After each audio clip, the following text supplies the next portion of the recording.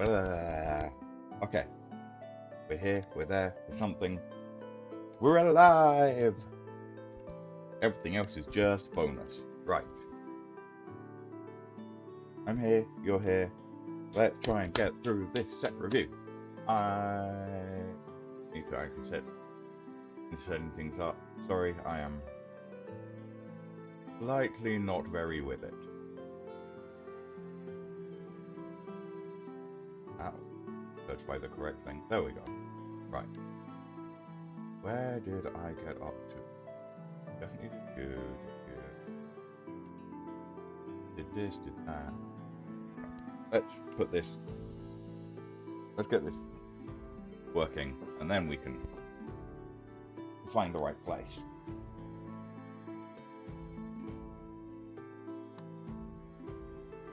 That screen, and we want. What's my? Hi, we're here. Okay. Let me dig up Bluetooth. Next page. Heidegger, I remember talking about. Teletrooper. I do not remember talking about this guy, so I think this is where we're at. Is this a comfortable pace? Ah. There we go. And oh, I need uptime.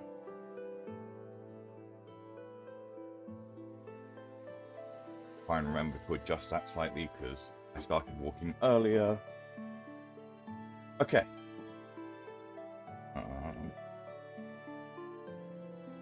Give me just a moment.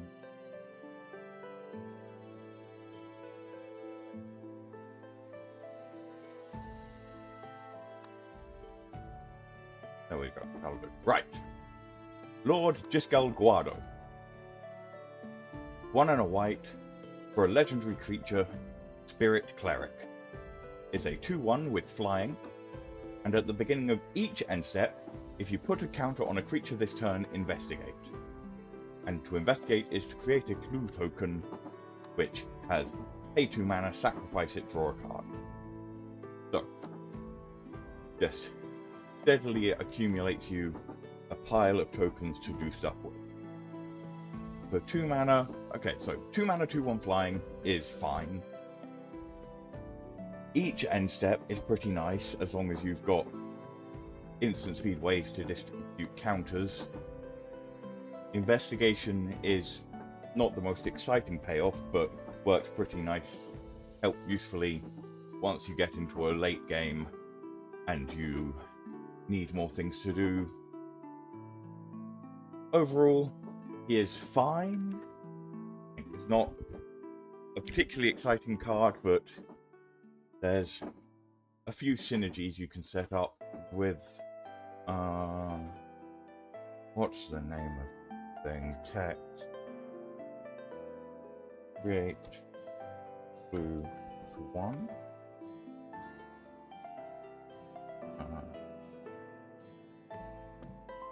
Oh, that's not what I'm looking for. What I'm looking for.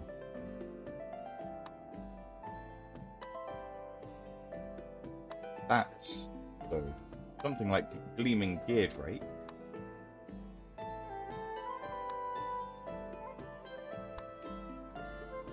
Put that in chat. So. Is when you sacrifice an artifact, put a counter on this. So you can sacrifice the clue, Gleaming Geardrake gets a counter, go to your end step, get a new clue, and you create a neat little cycle of recurring value. Stuff like that. Whatever. Things like Loxodon, Eavesdropper, and Morska, which say when you draw your second card each turn gets... Oh no, that one doesn't get a counter. Ignore the Loxodon and Eavesdropper. Hyper Right, does the same thing, sacrifice clues, put +1/+1 counters on creatures. Tireless Tracker, when you sacrifice clue, put +1/+1 counters on things. These sort of effects make for synergies with Lord Jyscal Guado. Not a great commander, interesting in the 99 of the right sort of deck. Protection Magic. 1 and a white for an instant. Put a shield counter on each of up to 3 target creatures. If a creature with a shield counter would be dealt damage or destroyed, remove a shield counter from it instead. So, 2 mana protects 3 things from dying in combat or from destroy everything board wipe. It is not as good as similar 2 mana protection spells like Heroic Intervention, but in a very specific sort of deck where you are messing around with shield counters, or counters in general, it has the potential to accumulate a lot of additional value, because you can... The big advantage this has over something like Heroic Intervention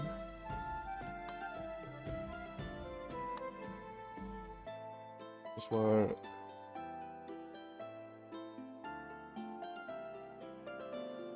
no.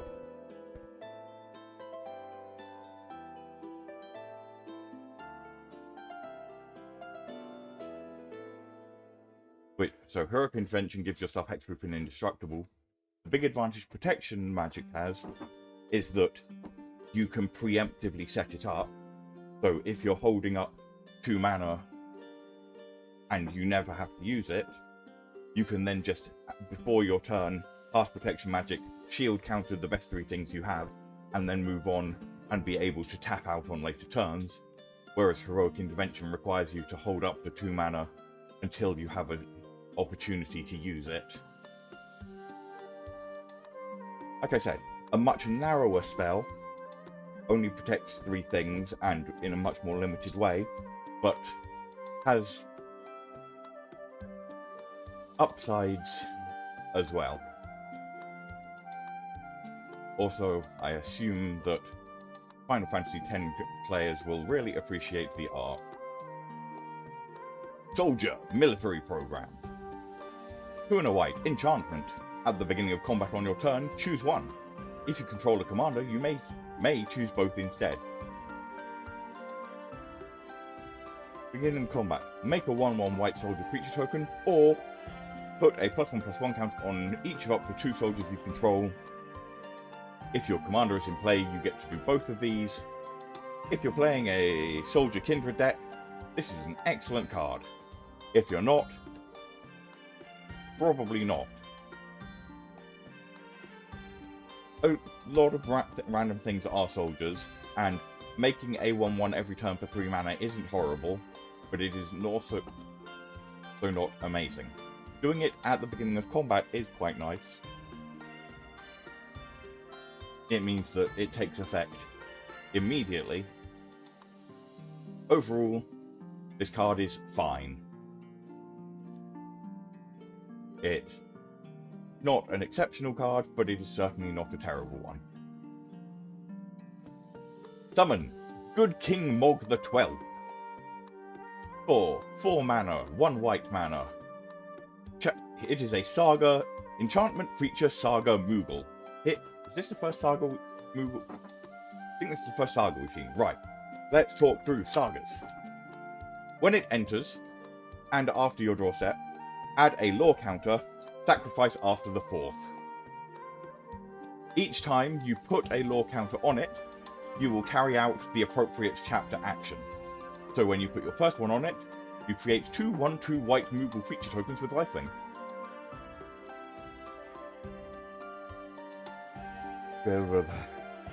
On the 2nd and 3rd chapters, whenever you cast a non-creature spell this turn, create a token that's a copy of a non-saga token you control.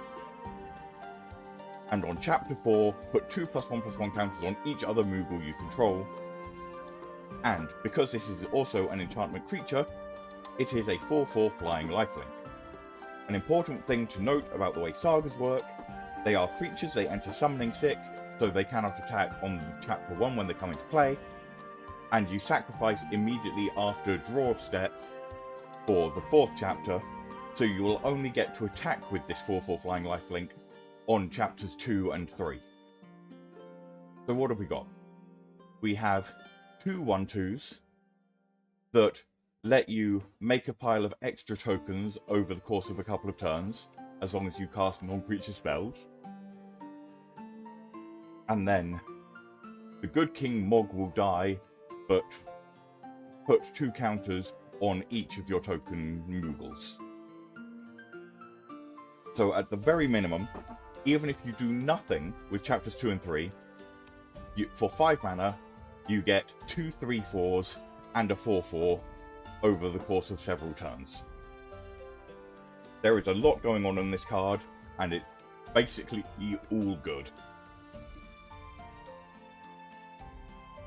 5 mana for a 4/4 that brings 2 friends is a very good rate, especially when they all have ability words. Creating tokens that's a copy of a token is a powerful effect, especially when you can do it multiple times a turn, which this permits. So at the very worst, if you're triggering that effect, you are increasing your Moogle army. And maybe you've got something else in your deck that makes bigger tokens you want to make copies of.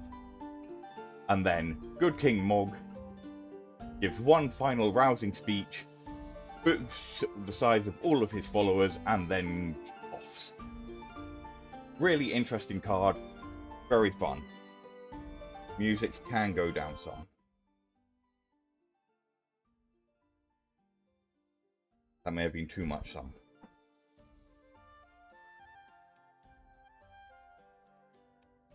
Summon Ixion. 2 and a white. For an enchantment creature, Saga Unicorn. It is a 3/3 with first strike, and has 3 chapters in this saga. Chapter 1. Exile target creature an opponent controls until this saga leaves the battlefield. Chapter 2. Put a +1/+1 counter on each of up to 2 target creatures you control, gain 2 life. And Chapter 3 is the same as Chapter 2. So, it enters, but it's not horsey, it's unicorn. Can you not see the giant horn on its face? Alright, so it enters, removes a blocker. Next turn, it puts counters on a couple of things, you gain some life, and get to attack with the Ixion. Next turn, it boosts up a couple of your creatures, gains some life, then goes away, your opponent gets back the thing that you removed with it. But hopefully, your creatures have now been made enough bigger by Ixion that you can get through whatever you exiled to in the first place. Temporary removal is not particularly exciting. Distributing 4 +1/+1 counters over 2 turns is fine. It's a very difficult card to evaluate. I think it's a sort because this enchantment creature saga is an entirely new card design. It's very hard to assess how important being able to get multiple attacks or having to sacrifice it after a couple of turns is. Chapters 2 and 3, I think, are fine. Chapter 1 is quite awkward. You get 1 attack with a 3/3 first strike, which could be a 4/4 first strike. I am not very convinced by this card. Summon Yojimbo. 3 and a white for a 4 mana enchantment creature saga samurai. Yojimbo is a 5/5 with vigilance.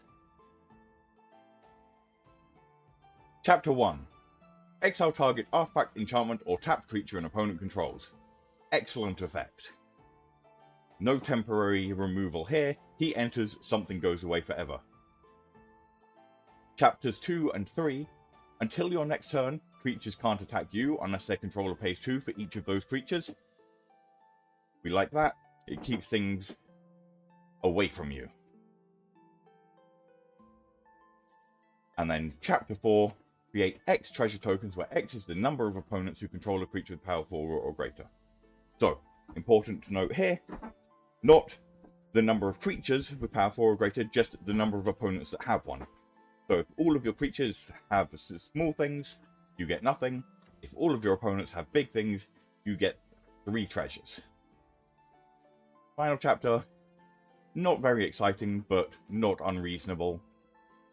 Most of the value is front-loaded on this, and having a 5/5 vigilance means it can attack and block, so your opponents have to be able to pay 2 to attack you and have something that can get past your 5/5.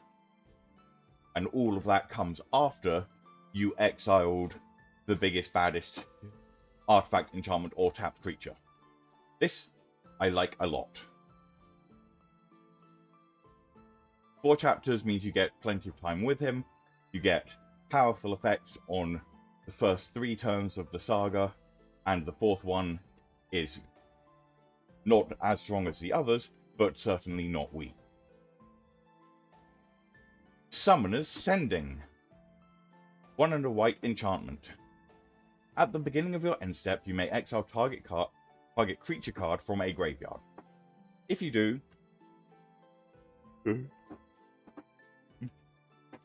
create a 1/1 white spirit creature token with flying. Put a +1/+1 counter on it if the exiled card's mana value is 4 or greater. So, very slow graveyard hate, just incrementally eating away, but making yourself an endless army of flyers that can be bigger if you get rid of big things from graveyards. I don't think every deck wants this, but Spirit Kindred or token decks, I think this is a very reasonable inclusion. You just sit there grinding, waiting, watching the game grind out, and then when there's a couple of targets in graveyards, you play this and just start eating your way through everyone else's accumulated value. Important to note, this is a beginning of your end step, so you're almost guaranteed to be able to eat something. Decent card. Fairly niche, but in the right deck, it will do a lot of work. Tataru Taru. 1 and a white for a legendary dwarf advisor. Tataru Taru is a 0/3. When it enters, draw a card, and target opponent may draw a card.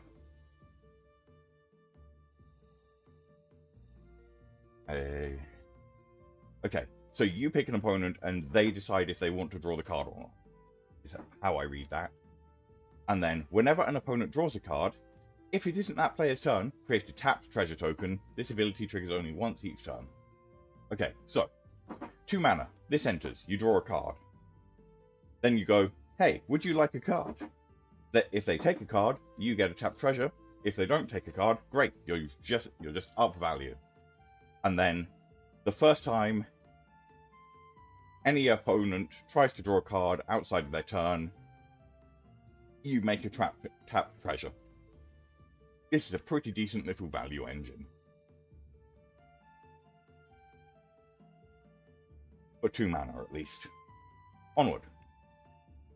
Thancred Waters. 4 and a white for a 3/5 legendary creature human warrior. He has flash. When Thancred Waters enters, another target legendary permanent you control gains indestructible for as long as you control Thancred Waters. Whenever you cast a non-creature spell, Thancred Waters gains indestructible until end of turn. So, enters, gives something protection, and can himself be protected. 5 mana 3/5 isn't that exciting, but all of the rest of it is very interesting, especially if you're playing a deck that is really contingent on keeping your commander alive. Ideally one where you have at least a reasonable amount of instant speed action, because this wants to be flashed in and wants you to be casting non-creature spells to give him indestructible. He's someone I might try messing around with in Rattled Rabbit, because I can just recurring him gives you some interesting and weird play patterns. Fun card. But Doesn't do anything against exile removal, which is a big downside because that's a large amount of the current modern commander meta is exile and sacrifice effects. But indestructible can have some value. Onward. Ultimate Magic Holy. 2 and a white for an instant. Permanents you control gain indestructible until end of turn. If this spell was cast from exile, prevent all damage that would be dealt to you this turn. And it has Foretell, which is during your turn you may pay 2 generic and exile this card from your hand face down, and then later you pay the Foretell cost to cast it from where you've exiled it face down. So you can either pay 3 mana to protect all your permanents, or 5 mana over 2 turns to protect all your permanents and your life total.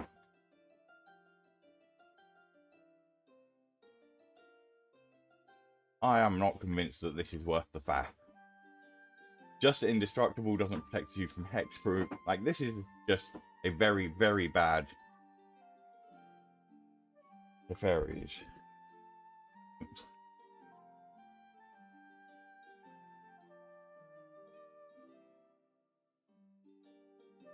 This is a very, very bad Teferis protection.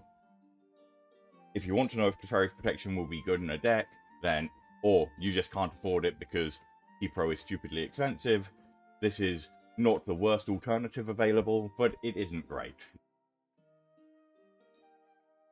Alphinaud Lavalliere. We're onto blue cards.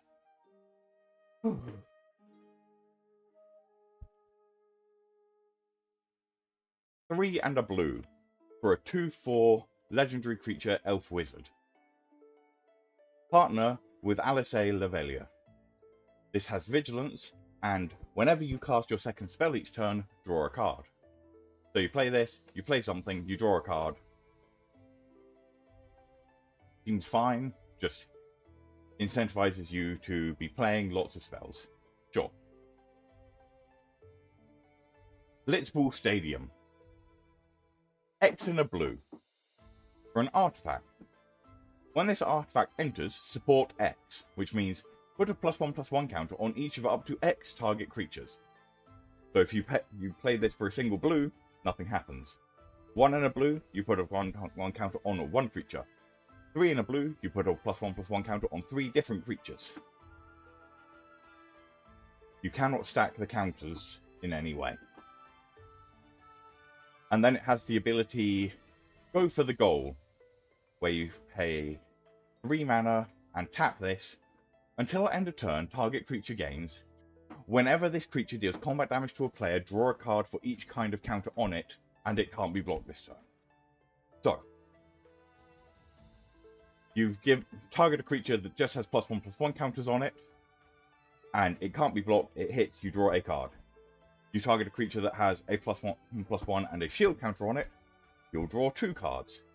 You target a creature that has a +1/+1, a death touch, a vigilance, a lifelink, you get a shield, you draw 5 cards. You get the idea. Unblockable for recurring unblockable and card draw for 3 mana is pretty powerful. If you, especially on an artifact that comes in for 1. If you're looking for ways to make sure your commander can hit, this is a very good one. Even if you're not getting the card draw bonus out of the go for the goal effect, this is a reasonable cost if you need your commander to keep hitting. If you are getting any sort of counter shenanigans, even if it's just the +1/+1, then drawing an extra card from that hit makes this even better. Onward. Blue Mage's Cane. 2 in a blue for an artifact equipment. It has Job Select, which, if I remember off the top of my head, means when this enters you create a 1/1 colorless hero and then attach this equipment to it. And then the equipped creature gets +0/+2, is a wizard in addition to its other types, and has, whenever this creature attacks, exile up to 1 target instant or sorcery from defending player's graveyard. If you do, copy it. You may cast a copy by paying 3 mana rather than its mana cost. Okay. Woo. That's a lot of words. Okay. So it's 3 mana for a 1/3 wizard that when it attacks can steal instants and sorceries from someone's graveyard and cast them for 3 generic rather than a mana cost. If you play against a lot of opponents who like playing really big splashy instants and sorceries, then this is a very powerful card. The ability to make use of it is entirely contingent on how good your opponent's graveyards are. If you play against people who prefer to play it onto the battlefield and work with creatures and artifacts, this probably isn't worth considering. If you play with people who like to do big splashy spellslinger effects, then this might be of value to you. Hermes, Overseer of Elpis. 3 and a blue for a 2/4 legendary creature Elder Wizard. Whenever you cast a non-creature spell, create a 1/1 bluebird creature token with flying and vigilance. And whenever you attack with 1 or more birds, scry 2. 2/4, not great, but fine. Cast non-creatures, make 1/1 flying vigilance birds, that's very good. And then attack with at least 1 bird, scry 2, pretty reasonable. Worse than... not necessarily worse than Talrand is...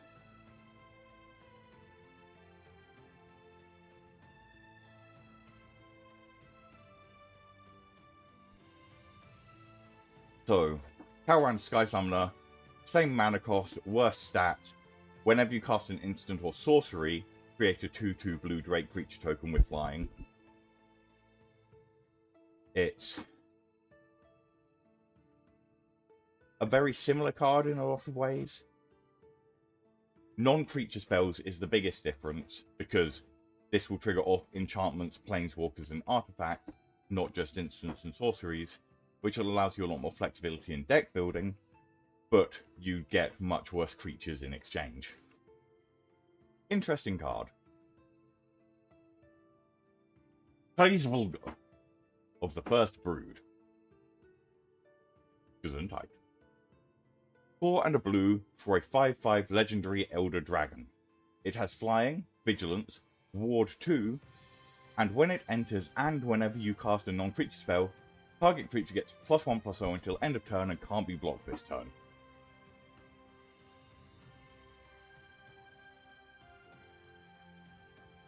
Big dragon, makes things bigger and unblockable. Very reasonable. Not really much else to say about this. It's just a big solid value piece. Forward. Lulu, Stern Guardian. 2 and a blue for a 2/3 legendary human wizard. Whenever an opponent attacks you, choose target creature attacking you, put a stun counter on that creature. A stun counter means it doesn't untap next time it would untap. And for 3 and a blue, proliferate. 4 mana recurring proliferate is a pretty standard cost for that effect and very reasonable. And locking down one of the things that attacks you every time someone attacks you is a great way to have people just go, you know what, we'll just leave you alone.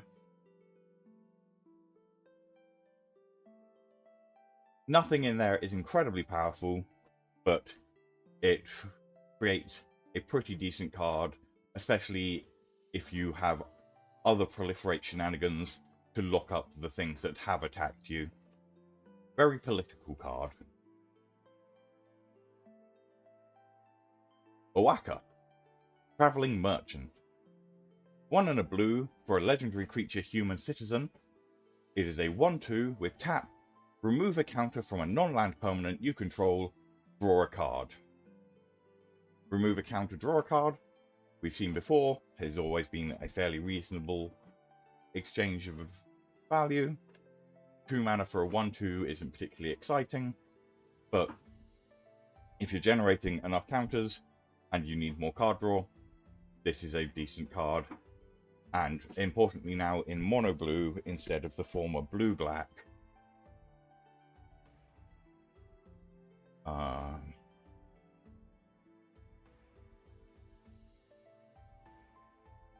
can't remember what the bark something.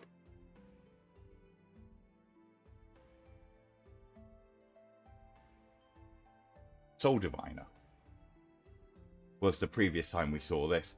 Remove a counter from an artifact, creature, land, or planeswalker, draw a card.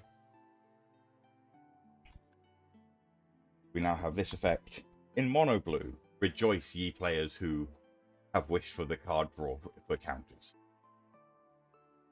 On we go. First, breathe some.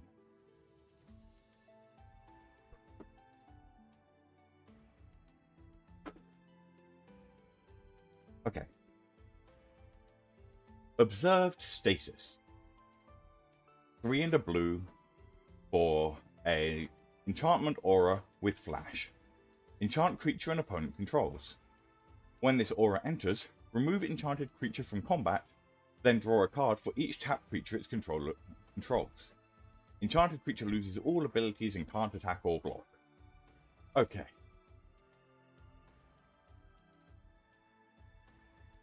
So something stops attacking you and you get to draw a pile of cards, and the thing that was attacking you is turned off entirely.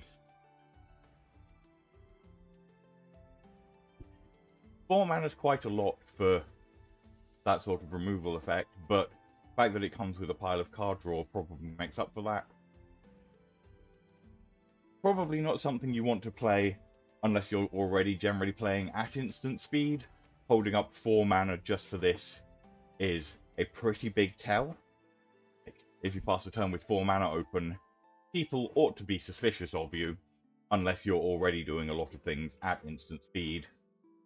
But other than that, remove the best thing that's attacking you.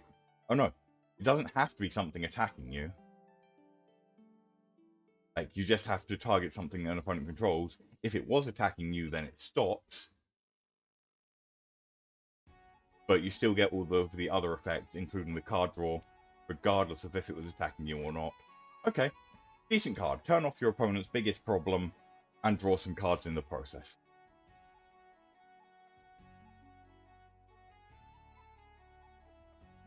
I wanted to do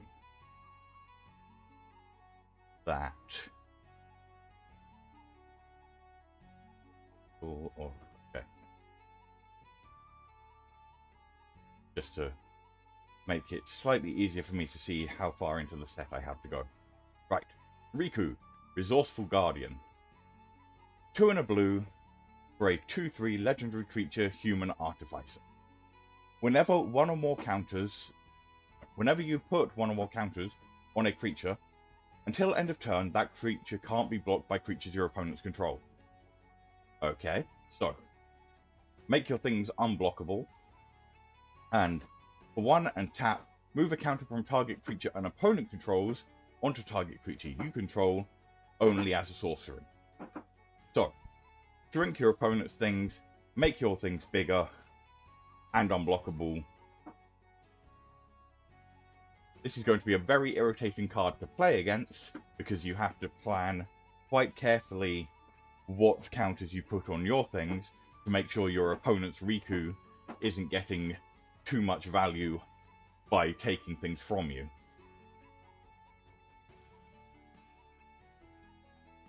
Interesting card design. Seems like fun. Summon Valefor. 4 and a blue for a 5/4 flying. Chapter 1. Each opponent chooses a creature with the greatest mana value among creatures they control. Return those creatures to their owner's hands. Then chapters 2, 3, and 4 all say tap up to one target creature and put a stun counter on it. So, when it enters, bounce the most expensive thing for each opponent, and then progressively lock down your opponent's things for several turns, all while getting in 2 attacks with a 5/4 flyer. Pretty reasonable, very interesting. 5/4 attacks pretty flyer deals with most creatures, especially when you get to bounce and lock down a pile of your opponent's stuff. I think I like this one.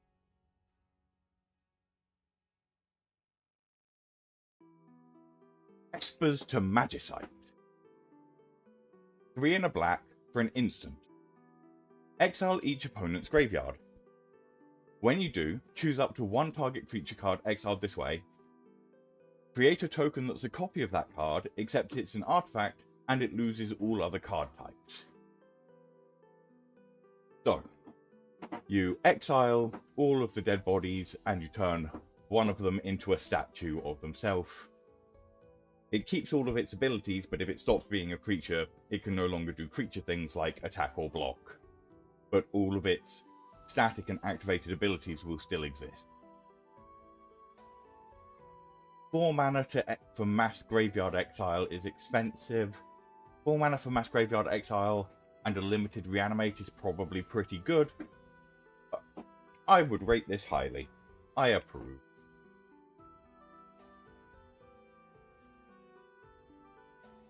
Eye of Nidhogg. 2 and a black for a legendary enchantment aura. Enchant a creature. Enchanted creature is a black dragon with base power and toughness 4/2, has flying, death touch, and is goaded, which means it attacks each combat if able, and attacks a player other than you if able. When Eye of Nidhogg is put into a graveyard from the battlefield, return it to its owner's hand. Great. So we've got a 3 mana thing that we go, I put this on your problem, you now have a 4/2 flyer that death touch that has to attack someone that isn't me. When that creature dies, this will come back to my hand so I can make something else. I like this because I have a deck built around making sure people attack, and this goes straight into that. It is quite narrow in effect, but if you like playing politics games, this is an excellent political card, because you can go, hey, that thing that you want to be able to attack with, what happens? Would you like me to give it flying and death touch? And then you do that, and then they have a flying death touch thing they wanted to attack with. Because this doesn't remove any abilities from the creature, it just adds some extra ones and changes the power toughness. Interesting card.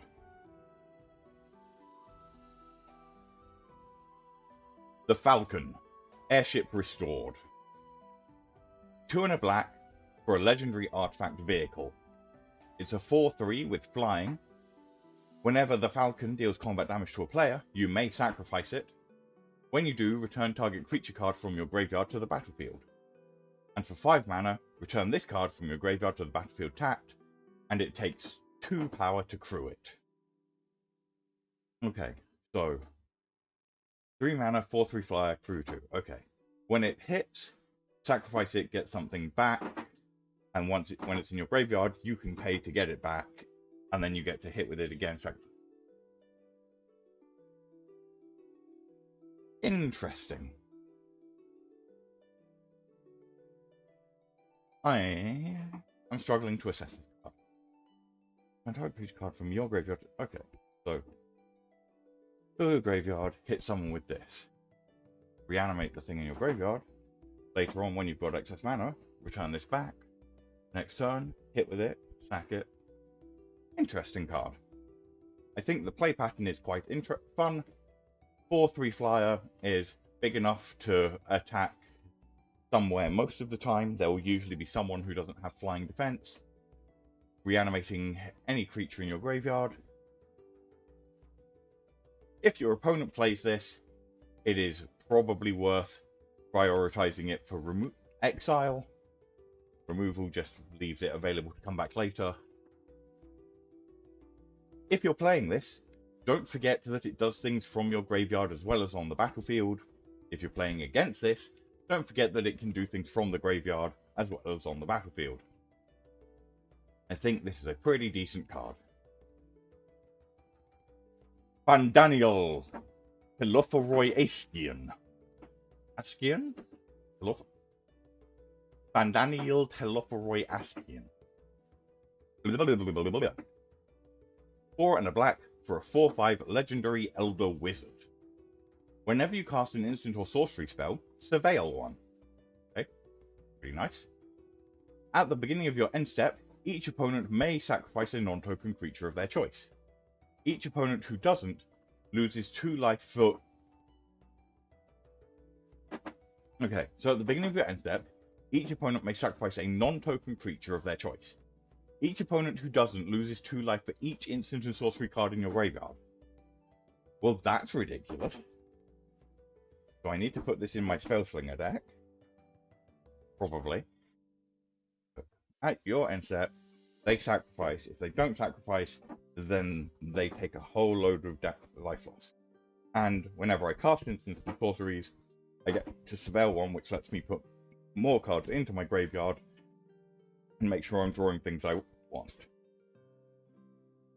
Huh. This is a scary, scary man. If this is an opponent's commander, make sure you have things on the battlefield and are keeping them there. But also be aware that their deck is probably just 60 cards that say destroy target creature. This does seem quite fun as a commander. Just this and Piles of Removal and Toshiro Umezawa, who, whenever a creature an opponent controls dies, you may cast target instant card from your graveyard.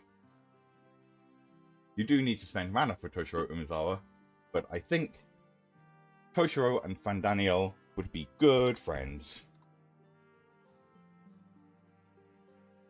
Yeah, this card seems bonkers. Enjoy! Interceptor. Shadow's Hound. 2 black for a legendary creature dog. Is a 4/3 with menace. Assassins you control have menace. And whenever you attack with 1 or more legendary creatures, you may pay 2 and a black. If you do, return this card from your graveyard to the battlefield. Okay. So, it's a 4/3 menace. And if it's dead and you attack with a legend, you can pay mana to get this back, tapped and attacking. This dog just keeps on going. Interesting. 4/3 menace is fine. 3 mana to recur isn't particularly exciting, but isn't horrible. I don't think this is great in Commander, but it's fine. 4/3 recurring mana. I'm not sure. You need to be able to keep being aggressive, which not a lot of decks can do, but if you can, you need to be able to keep being aggressive and have enough mana. This isn't terrible. And then if you're playing in an Assassin's deck, it's great because giving all your Assassin's menace is pretty bonkers. But struggling to evaluate this one. If you do something silly with it, please do let me know. I would love to hear about it. And just shout out and thank you to everyone who has been commenting on my shorts and or videos. It's been great fun to hear your thoughts and opinions about what I'm doing, what I'm saying, what I'm thinking. And all of the silly shenanigans you get up to. Okay. Reaper's Scythe. 2 and a black for an equipment with job select. Again, that means it comes in with a 1/1 and attaches itself to it. At the beginning of your end step, put a soul counter on this equipment for each player who lost life this turn. Equipped creature gets +1/+1 for each soul counter on this equipment and is an assassin in addition to its other types. So, comes in as a 3 mana 1/1, and then end step gets bigger for each opponent who lost life.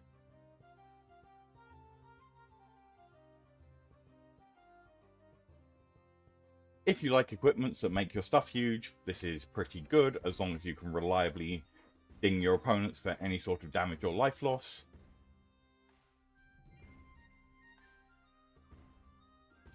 Hey, yeah, it's just fine.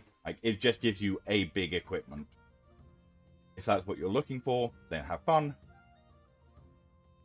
Doesn't have any sort of... If it gave Death Touch so that you found it easier to hit, or any sort of evasion or protection, I think I would like it more, but that would also make it extremely overpowered. As it is, I think it is just fine. Rejoin the fight. 5 and a black for a sorcery, mill 3 cards. Then starting with the next opponent in turn order, each opponent chooses a creature card in your graveyard that hasn't been chosen. Return each card chosen this way to the battlefield under your control. Right. So 6 mana, mill 3 cards. My opponents pick the 3 worst creatures in my graveyard and give them back to me. Not incredible, but not... Oh, it's kind of horrendous. Like, the 3 worst creatures in your graveyard are unlikely to be very good, especially if you've had to mill 3 fresh cards, so you can't even perfectly manipulate what's in your graveyard. I was going to say this card's not bad, but I think I need to backtrack on that. If you want to do something like the... what's the name of the... Go away from... Return to graveyard.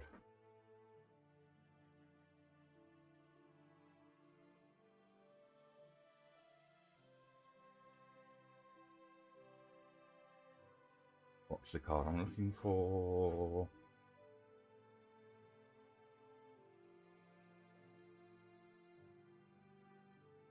And it's a 6 mana.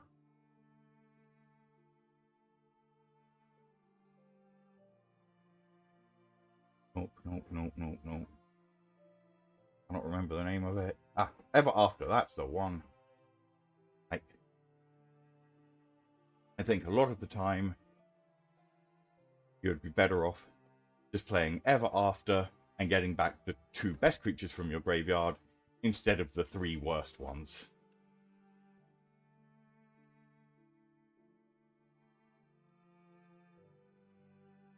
Unless you have an incredible ability to manipulate exactly what is in your graveyard. Shadow, Mysterious Assassin. 2 and a black for a 3/3 legendary human assassin with Death Touch. And whenever Shadow deals combat damage to a player, you may sacrifice another non-land permanent.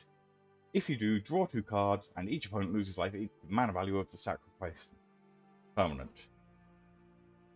Okay, this is definitely going to be fun in Rattled Rabbit, but it's...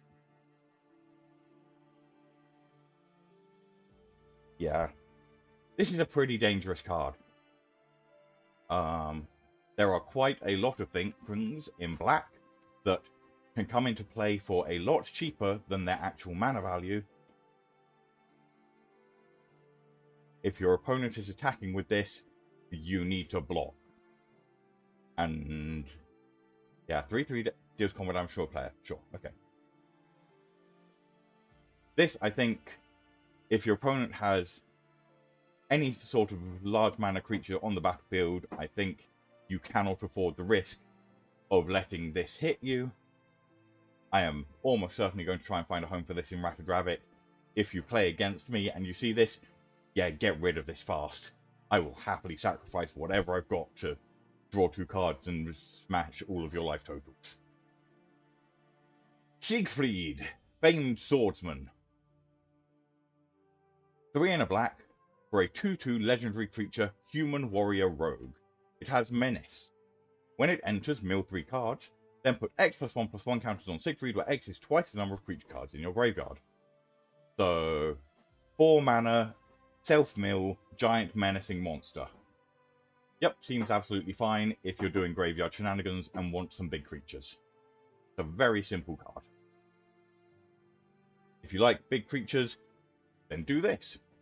If you like self-mill, this is reasonable. If you don't care about those things, then don't play him. Doesn't do any great shenanigans or long-term value. It just enters as a big. Transpose. 2 and a black for an instant. Draw a card. Discard a card. You lose 1 life.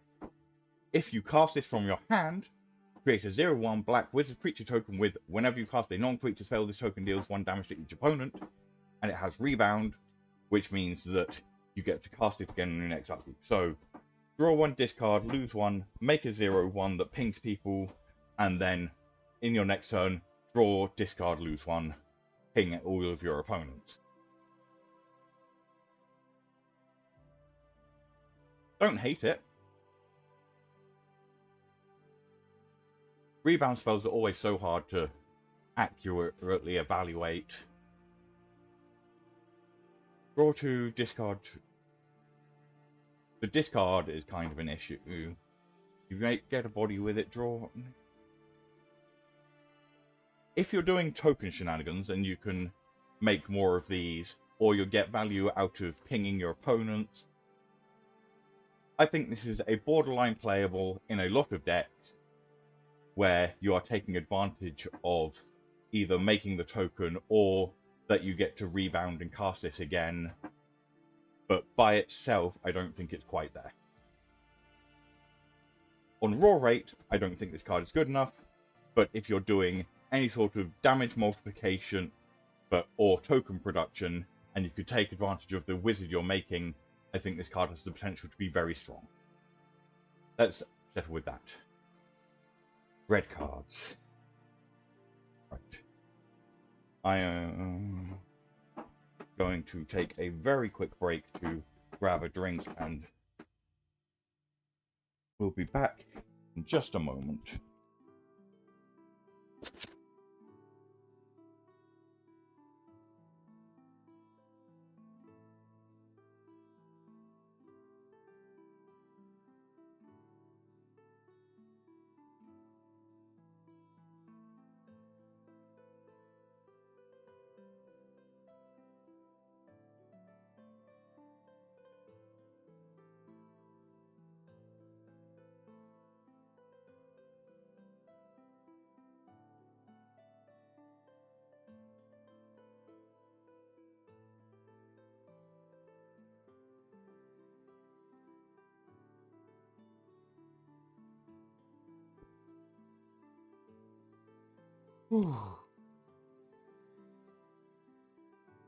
This exercising thing sure does take it out of you, huh?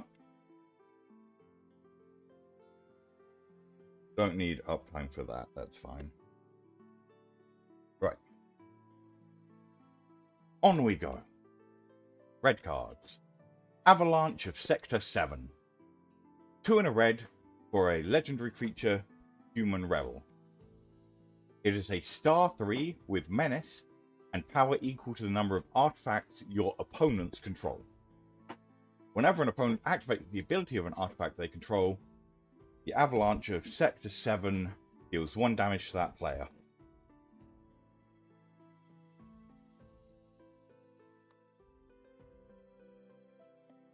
So,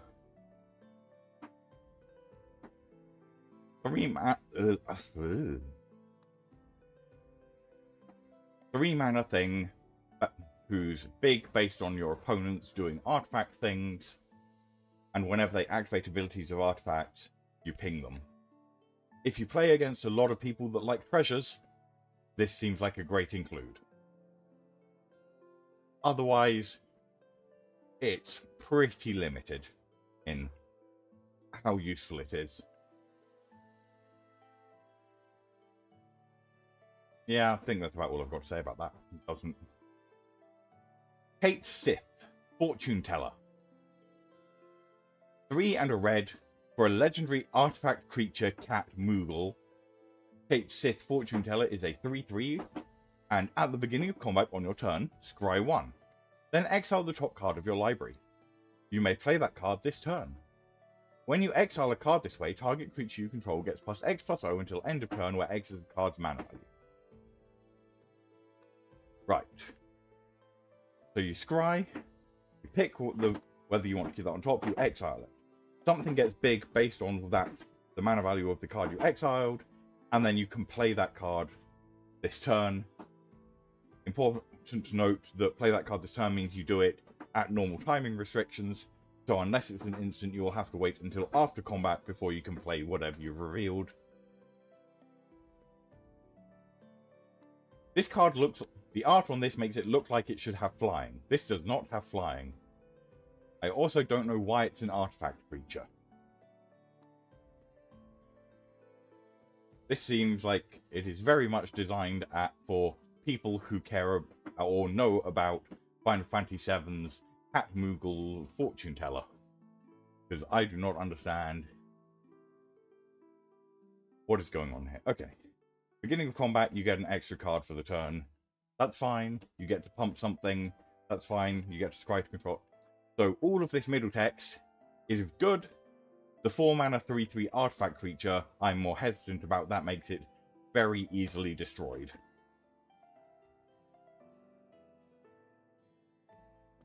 Strong effect, fragile card. I think that's about all I've got to say about it.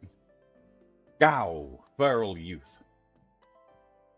1 and a red for a 2/2 legendary creature human berserker. Whenever Gao attacks, put a +1/+1 counter on it, and at the beginning of each end step, if a card left your graveyard this turn, Gao deals damage equal to its power to each opponent. Okay, so if you're clearing things from your graveyard or your opponents are removing things from your graveyard, you get to start smacking things based on how big you've made Gao, and Gao gets bigger every time he attacks. A 2-mana 2/2 that gets bigger every time it attacks is quite reasonable anyway, and punishing your opponents for messing with your graveyard is also quite fun, just a nice little protection piece. If you think you can attack reliably with it, get it up to... I think this is fine. If you get this down early, it becomes pretty threatening. If you draw it late, it's a lot worse, because a 2/2 does not attack well late game in Commander. Hard to assess. If you yourself are doing recurring graveyard shenanigans, this becomes a lot better. Even if you never get any extra counters on it, if you can deal 2 damage to each opponent on every turn, that adds up very quickly. Yeah, interesting. Go-Go, Mysterious Mime. 3 and a red for a legendary wizard. It is a 2/2. At the beginning of combat on your turn, you may have Go-Go become a copy of another target creature you control until end of turn, except its name is Go-Go Mysterious Mime. If you do, Go-Go and that creature each get +2/+0 and gain haste until end of turn and attack this turn if able. Woo. Right. So, Go-Go becomes a copy of the best creature you have, or the creature that you have just played and want to give haste to. They both get bigger and haste and must attack. Okay. So, it's a auto haste, recurring cloning. I like this card. Definitely going to try and put it into my Never Stop Attacking deck. If you see it, I think this is a pretty high priority for killing, if only just for it gives haste to the biggest thing your opponent, the controller, plays each turn, and becomes a copy of it. And importantly, because it keeps the name Go-Go Mysterious Mime, it can copy legendary creatures, and if it copies a legendary creature without you having to sacrifice to the legend rule, that is often going to be scary, because legendary creatures are usually very powerful, and giving them more power and haste is powerful itself. Yep, like this card, be afraid if you see it. Sabin, Master Monk. 4 and a red for a legendary creature, Human Noble Monk. It's a 4/3 with double strike. It has Blitz for 2 red discard a card. which is if you cast it for its blitz cost, it gains haste, and when it dies, draw a card, and you have to sacrifice it at the next end step, and you may cast a card from your graveyard using its blitz ability. So, 5 mana for a 4/3 double strike is definitely reasonable, and being able to keep doing it from your graveyard at card neutral, because you discard a card, and then when it dies you draw back a card. Very reasonable. Powerful, aggressive card. 5 mana is kind of a lot if you're trying to do aggressive things, but pretty solid if you're doing equipment shenanigans or doing any sort of unblockability effects. 4 power and double strike is always scary.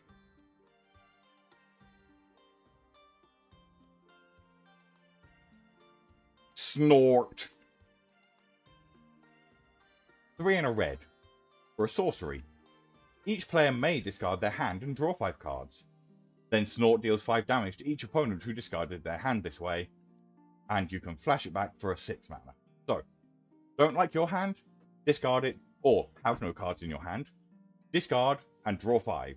And each of your opponents may do so, but if they do, they take 5 damage to the face, and you get to do it twice over the course of a game. Interesting. 5 damage is a pretty reasonable chunk, but giving your opponents 5 new cards is also quite risky. You don't get punished for taking the 5 cards, and you get to time it based on how your opponents are doing. I think if you're playing a very low mana cost deck, and your opponents are playing, tapping out and getting a lot of card advantage, then this is reasonable, because if your opponents all have 6 or 7 cards that they've in hand, they may not want to discard them to draw 5. If you're playing against any graveyard decks, this is probably a very bad plan, because most graveyard decks will happily take 5 damage to put an entire hand worth of cards in their graveyard. As usual, Punisher effects, where your opponent gets to pick if they have the bad thing or the good thing, are very risky. Risky is where this card remains, in my opinion. Onward. Strago and Realm. 2 and a red for a 1/3 legendary creature, human wizard.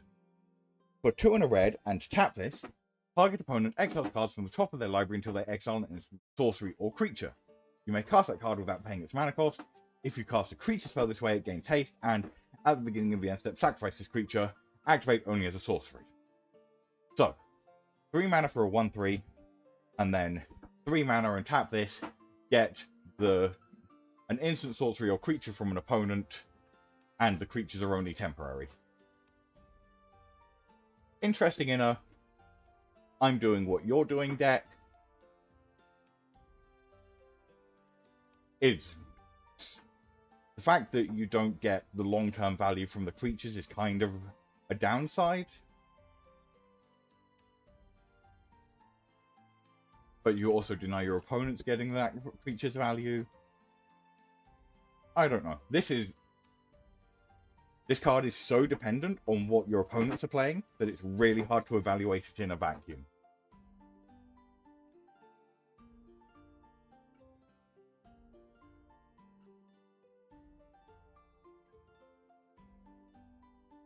I don't know. Play it with Training Grounds. Clearly can't do that with this as the commander, but activated abilities of creatures you control cost 2 less to activate. Great. Dragon Realm,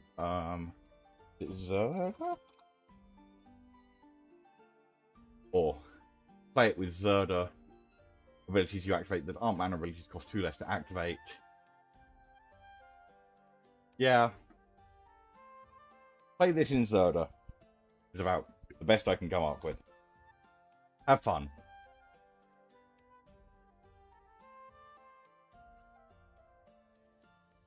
Summon Esper Valegamanda.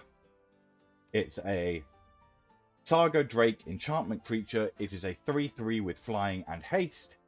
When it enters, exile an instant or sorcery from each graveyard. And then chapters 2, 3, and 4 say, add red for each lore counter on this saga. You may cast an instant or sorcery card exiled with this saga, and mana of any type can be spent to cast that spell. Okay, so this comes in. For each player, you get an instant or sorcery from their graveyard, and then you get 2 mana, 3 mana, 4 mana that you can use to cast those instants and sorceries. That is an interesting card. It's something that you just keep in hand until at least 3 players have instants or sorceries in their graveyards that you want to play. 3/3 flying haste means you get to attack 3 times with it. And 2, 3, and 4 mana is quite a lot of mana over the course of several turns. Interesting card. Again, depends a lot on what your opponents are doing, but I think there's usually going to be enough instants or sorceries around that it's worth messing around with. I will certainly at least be considering very carefully whether this finds a home in any of my decks. It's a very, again, this is a very borderline sort of card where you need to balance out, is a 3/3 flying haste fragile enough that it's worth risking for the payoff value of this? And does your deck care enough about getting to do shenanigans with instants and sorceries or generating mana? Important to note, the mana you generate does not have to be used for these instants and sorceries. You just generate the mana, and if you want to, you can use it to cast those exiled spells. So if you're just interested in ramping up, this isn't. You play this on 4, turn 5 you get 2 extra mana. That's also quite interesting. This card does a lot of weird things.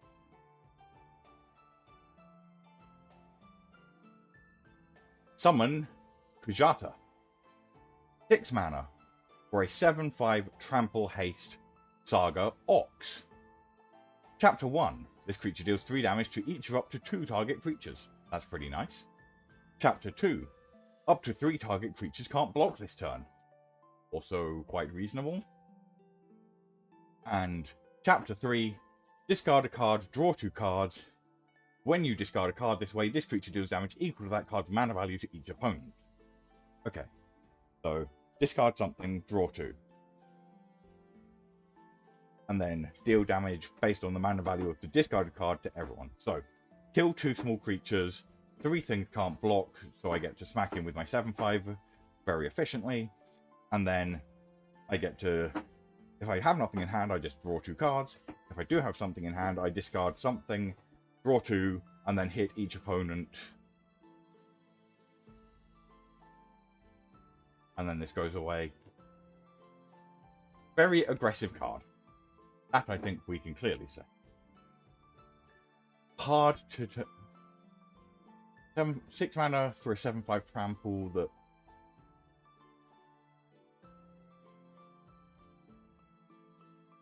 all of these abilities are so weird that it's just really hard to evaluate. Again, these saga cards are so hard to evaluate. This one I really cannot tell. I think this is good. Probably.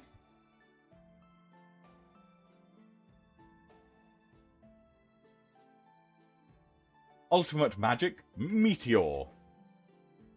5 in a red for a sorcery. Ultimate Magic deals 7 damage to each creature. If it was cast from exile, for each opponent, choose an artifact or land that player controls, destroy the chosen permanent. And again, this has Foretell, where you can pay 2 and then pay the 6 mana to cast it from exile. So 7 damage to each creature, or 7 damage to each creature and get rid of an artifact or land for each opponent. Not horrible. 7 damage will kill most things. I feel like I wish it did a slightly bigger number, but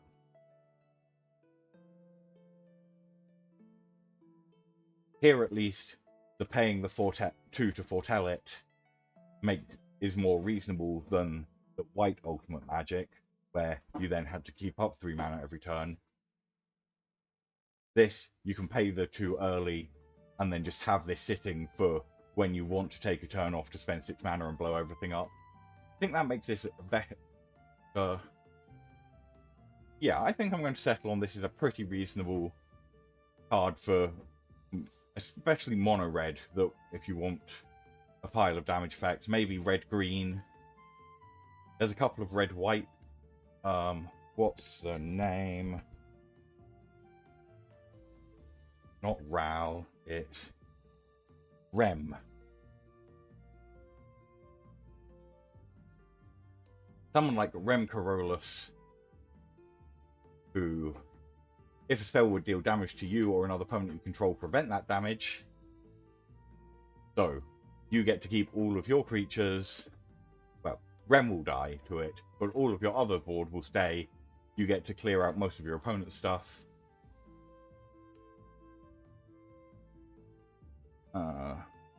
You want me to include card names, so let's go back and include a card name. Yeah, let's say that that's a decent card. Umaro, Raging Yeti. 5 and a red. For a 6/6, legendary creature Yeti Berserker. It has Trample.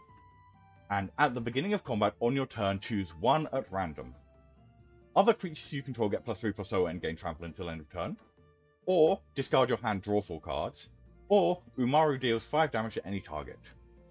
If you could choose which, this would be incredible.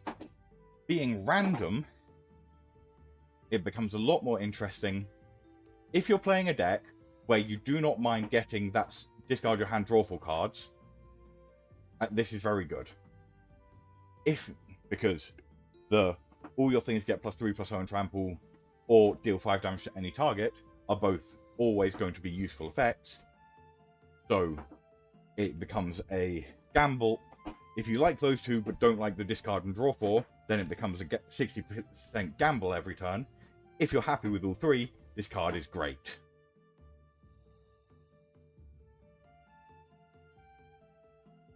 Now, I should clarify. The first one of other creatures you can all get +3/+0 and gain Trample is great if you are going very wide. If you've only got a couple of creatures, that first one is worse.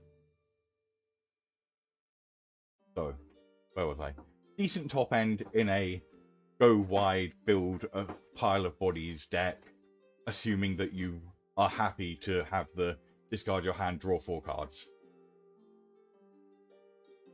Vincent, Vengeful Atoner. 2 and a red for a 3/3 legendary assassin. Vincent has Menace. Whenever 1 or more creatures you control deal combat damage to a player, the +1/+1 counter on Vincent. Important to note, this will stack for each player, so if you deal damage to 3 different opponents, you'll get 3 counters, but it depends on how many players are dealt damage, not how many creatures deal the damage, so it can get pretty big. And whenever Vincent deals combat damage to a player, it deals that much damage to each other opponent if Vincent's power is 7 or greater. So, spend a couple of turns making Vincent huge, and then when Vincent, the huge menace creature, hits your opponent, he will also hit you.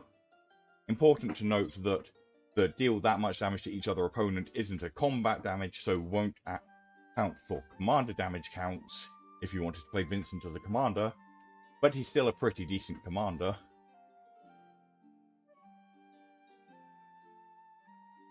Yeah. Play a lot of creatures, hit all your opponents, make Vincent enormous, and then just keep attacking whoever can't block him and shredding everyone's life totals.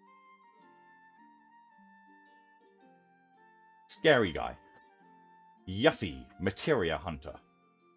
2 and a red for a 3/3 legendary human ninja with ninjutsu for 1 and a red, which means that you can return an unblocked creature you control to your hand and put this onto the battlefield from your hand tapped and attacking. And when Yuffie enters, gain control of target non-creature artifact for as long as you control Yuffie, then you may attach an equipment you control. Okay, so when she enters, you steal a non-creature artifact until Yuffie goes away. And if you steal an equipment or have an equipment, you can immediately attach it to her. If you're playing an equipment deck, she's quite scary. if you're playing a fairly aggressive deck and your opponents play big scary artifacts, then she's a great way to get control of that.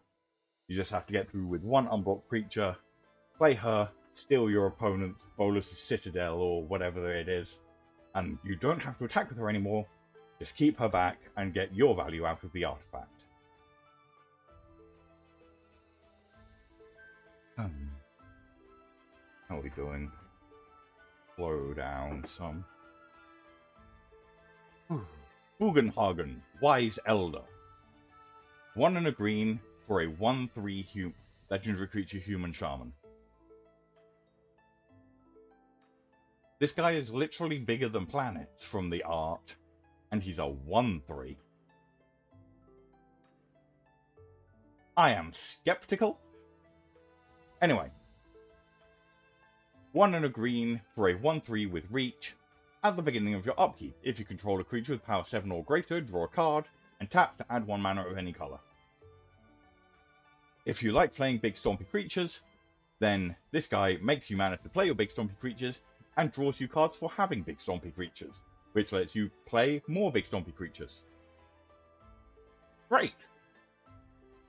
Everything we like doing in green. On we go. Lifestream's Blessing.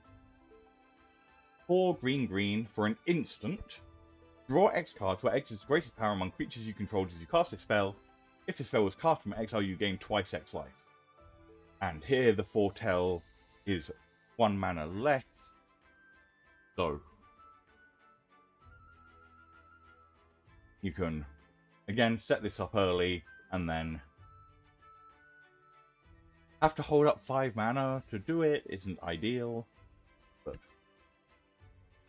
draw a pile of cards, gain a pile of life is fine.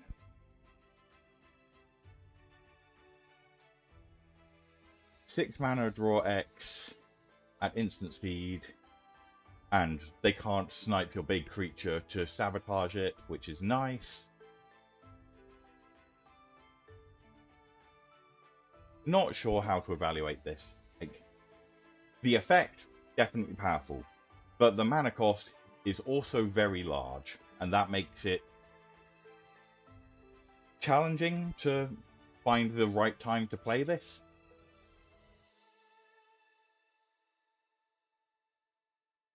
Yeah, this is the sort of card where you foretell it, and then you just keep playing from your hand until you have nothing left, and then you just use this to refill your hand, and hope your opponent doesn't counter it, or that a board wipe doesn't come just before you wanted to cast it. I know it says instant, but getting the timing right on that is difficult. Powerful card, but working out when you want to hold it in hand and cast it, when you want to foretell it, when you want to hold up mana to do it at instant speed, when you want to just do it as a sorcery, are all very difficult decisions to optimize how this card plays. Do let me know if you ever manage to deck yourself by doing this, because I would love to hear about you doing someone just having a 60 power creature on the battlefield and just going, you know what, I'm just going to draw my deck. Master Seymour. 2 and a green for a 1/3 legendary creature human elf cleric. At the beginning of combat on your turn, put a number of +1/+1 counters equal to Maester Seymour's power on another target creature you control, and 3 green Monstrosity X, where X is the number of counters among creatures you control. Monstrosity X means put that many +1/+1 counters on it. And you can only do that once a game. So, beginning of combat, he gives out counters based on his power, and then mid to late game, you can pay 5 to make him enormous, and then you distribute. Okay, you just put them all on one creature. Sure. This card is... Why can't I remember any card names today?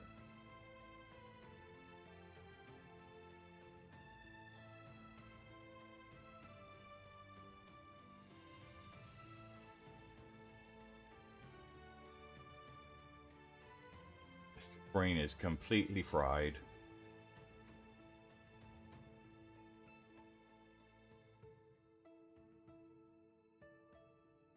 Fight rigging is pretty close to what we're looking at, but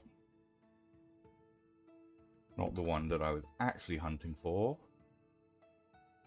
Was a white card. Luminarch Aspirant, that's what we're looking for. So, Luminarch Aspirant, important to note with Seymour that you can't put the counters on himself from his ability, because that would be insane. But for one more mana than Luminarch Aspirant, you get this incredible monstrosity ability. If your opponent plays Seymour, you really want to kill him before they can monstrous him, or as soon as they do. Importantly, monstrous is an activated ability.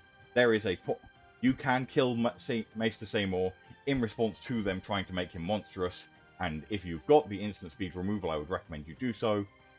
If they go to combat after monstrosing him, you are probably in danger. Professor Hojo. 1 and a green for a 2/2 legendary creature human scientist. The first activated ability you activate during your turn that targets a creature you control costs 2 less to activate. Whenever one or more creatures you control become the target of an activated ability, draw a card. This ability triggers only once each turn. Okay, so equipped. Equipment is equipping an equipment targets a creature you control. This makes equip cost 2 less to activate, but doesn't just apply to that. So this is almost certainly going to find a home in my Huerta Trainer Prodigy deck, where I can now spend a single green to have one of my creatures fight one of my opponent's creatures, and I get to draw a card.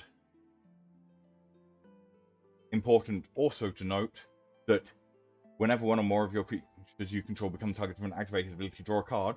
That includes activated abilities your opponents control that target your creatures, not just your own activated abilities. So if your opponents are trying to ping things, you will get card draw from that as well. Professor Hojo. He may look a little crazy, but in the right deck, he's really quite powerful. 1. Sphere Grid. 1 and a green for an enchantment. Whenever a creature you control deals combat damage to a player, put a +1/+1 counter on that creature. And creatures you control with +1/+1 counters on them have reach and trample. If you're playing a +1/+1 counter deck, just that second effect is probably worth doing, and then because they have trample enabled, that helps them get through to get more +1/+1 counters. Don't know how convinced I am that this represents the mechanic of a sphere grid, assuming that I understand sphere grid to be a constant series of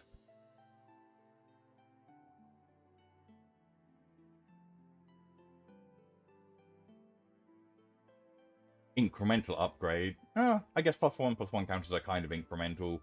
And then, maybe. Summon Magus Sisters. 4 and a green for a 5/5 enchantment creature Saga Fairy.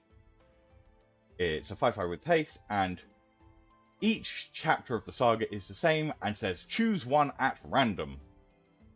Put 3 +1/+1 counters on target creature. Or put a shield counter on target creature, you gain 3 life. Or this creature fights up to 1 target creature an opponent controls.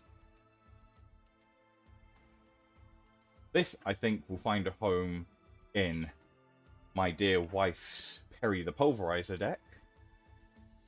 Dear Commentary wife do like things that give selections of counters, and this gets lore counters and probably at least one of +1/+1 or shield, and a chance at both.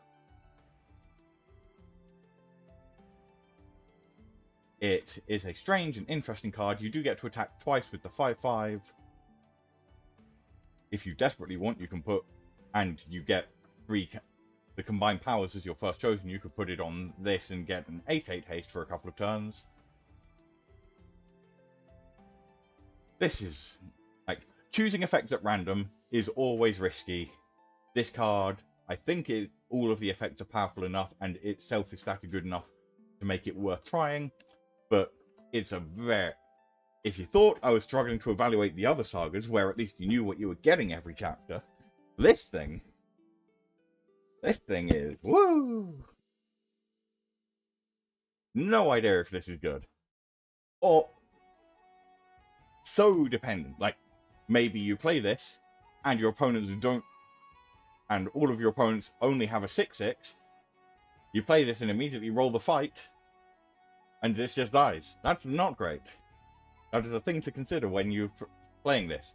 Do you actually have a good target for any of the effects for whichever one you roll? Okay, let's move on. I want to try and get through all of this.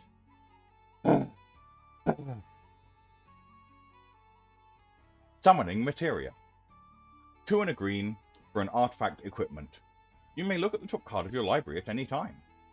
As long as this equipment is attached to a creature, you may cast creature spells from the top of your library, and the equipped creature gets +2/+2 vigilance and tap at a green. So, you always get to know what the top is. So if there's something on the top you want to cast, and this isn't equipped, you can then take the time to equip this. +2/+2 in vigilance is a pretty reasonable boost. Vigilance and a tap effect is always pleasant because it means you can attack and get the mana out of it. And only casting creature spells is kind of limited, but this is a summoning material. It makes sense that it only is used for summoning things, whatever the heck a materia is. I think this card is probably reasonable, but not exceptional. Trommel, Seymour's Butler. 2 and a green for a 2/3 legendary elf advisor. Each other non-token creature you control enters with an additional +1/+1 counter on it, and 1 and tap, proliferate X times, where X is the number of non-token creatures you control that entered this turn. Okay, so as long as I keep 1 mana up for every non-token I get to proliferate, they will... I think this is strong. Everything enters with an extra counter. That's already good. And then I can proliferate based on how many things... Yeah, this card seems very strong. As long as you are playing a fairly creature-heavy deck, because he requires non-token creatures to be entering the battlefield. But he guarantees that there are things to proliferate because he's giving everyone... Only other non-token creatures enter with the +1/+1, so if you're making tokens, they don't get them. But kind of matters. It reduces some of the power, or at least means that, again, you need to be very focused on playing very creature-heavy.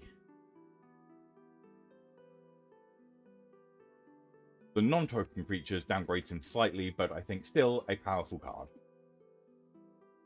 Yuna's Decision. 3 and a green for a sorcery. Choose 1. Continue the pilgrimage. Sacrifice a creature. If you do, draw a card. Then you may put a creature card and or a land card from your hand onto the battlefield, or find another way. Return 1 or 2 target permanent cards from your graveyard to your hand. So, either kill something you control, draw a card, put a creature and land from your hand onto the battlefield, or leave your board alone and get 2 permanents from your graveyard back to hand to do things with later. Cheating out, sacrifice a small thing to cheat out a big thing, remains an incredibly powerful thing to do in Magic. Having to do it from your hand restricts it slightly, but you also have the flexibility of, I don't have anything good in hand, in which case you can just get back some good things that have been killed earlier. Decent amount of flexibility. 4 mana to return 2 things from your graveyard is pretty reasonable cost. 4 mana, sack a creature, draw a card, cheat out a creature and get an extra land drop. Also very reasonable. Commentary wife, I think you want this in Omnath. You sacrifice a random Omnath token, draw a card, put a creature and a land, get back the Omnath token. Or just pick up the 2 best lands in your graveyard. Onward! Yuna's Whistle. 1 green. For an instant, reveal cards from the top of your library until you reveal a creature card. Put that card into your hand, the rest on the bottom in a random order. When you reveal a creature card this way, put X+1/+1 counters on target creature you control, where X is the mana value of the revealed creature. Okay. So 3 mana, reveal until you find a creature.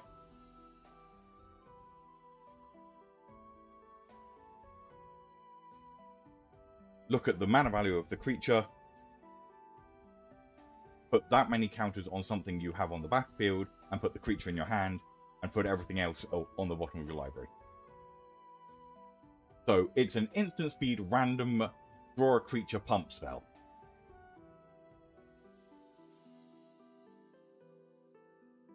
Challenging.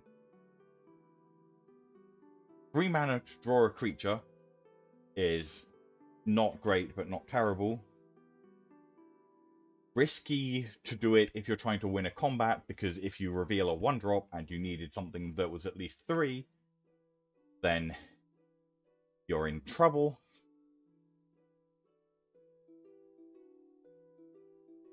Hard to assess. I am not convinced this card is good.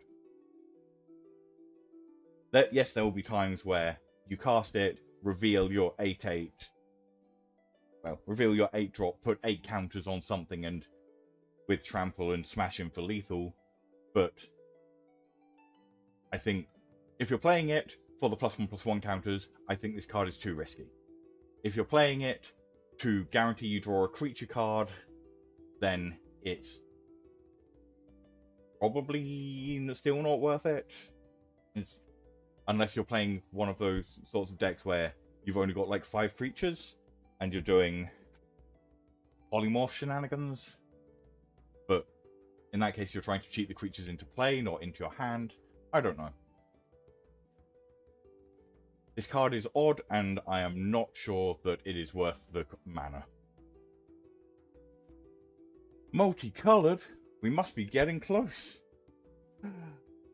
Aerith, Last Ancient. 2 green/white for a 3/5 legendary creature human cleric druid. He has lifelink, and at the beginning of your end step, if you gain life this turn, return target creature card from your graveyard to your hand. If you gain 7 or more life this turn, turn that card to the battlefield instead. Green/white life gain reanimator. Interesting. Not a lot of ways in green/white to fill your graveyard. Lots of ways in green/white to gain huge amounts of life.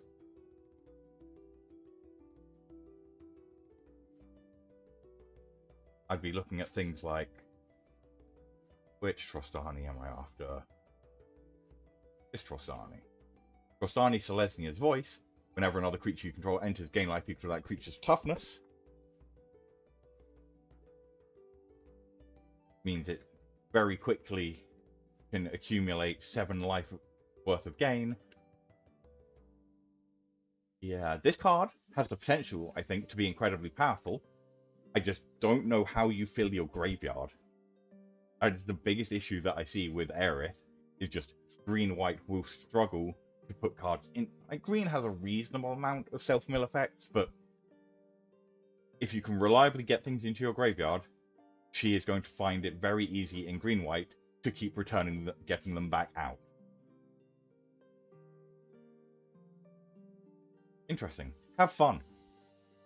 If you decide you're an Aerith player, please let me know. I would love to hear how you end up building the deck, because I think she has the potential to be really interesting and a lot of fun, just because green/white is such a weird color for a reanimation strategy.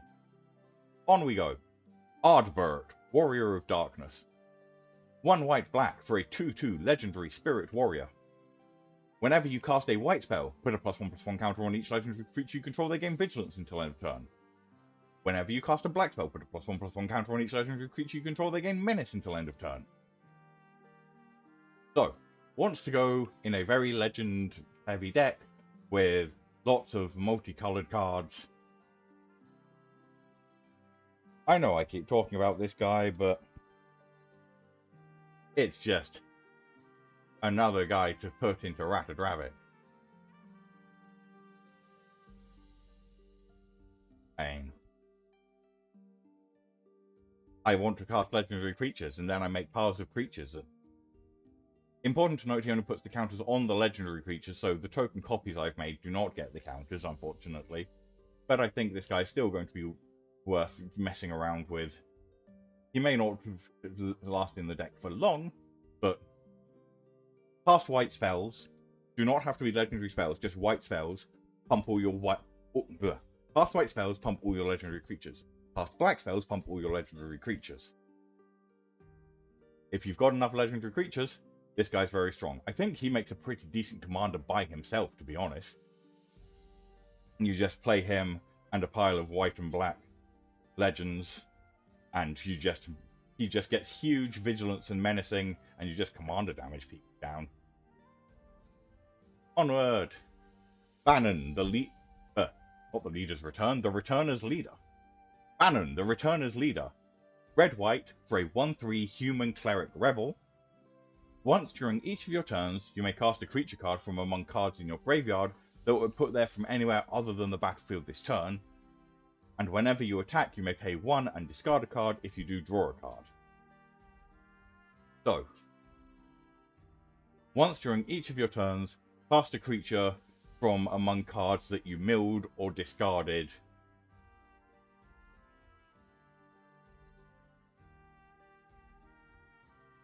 Whenever you attack, so it doesn't have to be Bannon that attacks, just anything attacks. Pay 1, discard a card. If you do, you get to draw a card and then cast whatever you discarded, as long as you've got the mana for it. You do need the mana to do it. A 1/3 is pretty fragile. I like this guy a lot less than I like Aerith, even if he does have a much easier time filling your graveyard.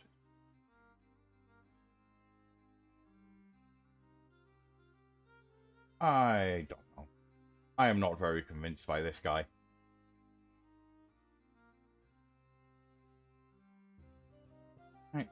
Am I? Maybe I am. Like, because you would be you'd be casting the card anyway, so instead you're just getting some extra card draw before you cast. Okay, maybe he isn't terrible. Because you were going to spend the mana to cast the creature anyway. So now you're just seeing some extra cards before you cast the creature you were already going to play. Okay, maybe he's okay. For a 2-drop, certainly. Don't know. Difficult to assess. Much of this cut set is really quite hard to evaluate. For a standard legal set, this is a very wordy and complicated collection of Magic the Gathering. Oh no, this is the commander set, isn't it? So none of this is the standard legal stuff, that's fine. I'm overstressing myself. Never mind. Barret, Avalanche Leader. 2 red-green for a 4/4 legendary human rebel. He has reach, and whenever an equipment you control enters, make a 2/2 red rebel creature token. At the beginning of combat on your turn, attach up to 1 target equipment you control to target rebel you control. Great, we have a red-green equipment Voltron commander. He is a rebel, you can just put the equipments onto him. He has secret reach. Do not attack into this with your flyers, or your flyers will get punched out of the sky. And whenever you make equipments, you get extra bodies which you can just use to chump and defend yourself with. I think this guy is pretty strong. As a commander, or in the 99 of an equipment deck, the fact that he can only equip onto a rebel you control does make him slightly worse in the 99, because it is unlikely that your commander will be a rebel. So yeah, I think better as the commander of a red-green equipment Voltron, but strong. Edgar, Master Machinist. 2 red-white for a 2/4 legendary human artificer noble. Once during each of your turns, you may cast an artifact spell from your graveyard. If you cast a spell this way, that artifact enters tapped. Okay? Whenever Edgar attacks, it gets +X/+O until end of turn, where X is the greatest mana value among artifacts you control. Okay. So, red-white artifact commander that lets you do sacrifice shenanigans and then recast your artifacts, and a lot of the artifacts that you want to be casting back don't really care if they're tapped or not.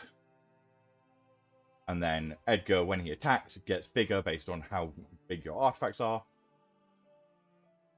I think this guy seems quite fun. Red-white is not just pure red-white, is usually an equipment combination, not a general artifact combination. Although we have seen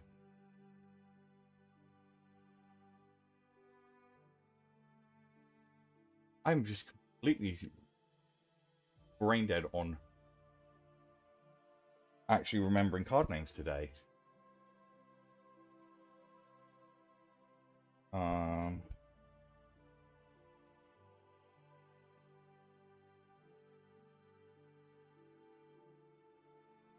Sacrifice artifact, create copy, I think, is what this guy does.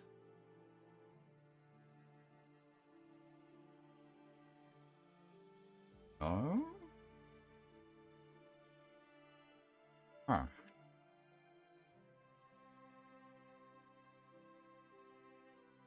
I can't remember the name. Okay, so that red, white, match colors exactly. Artifact?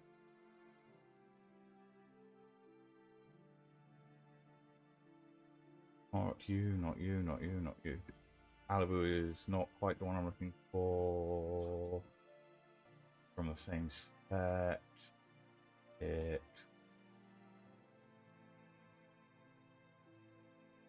But are you? Or could you?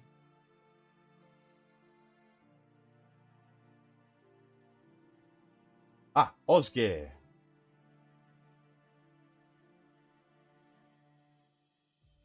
Oh, copies, not cop. That's why I didn't find him.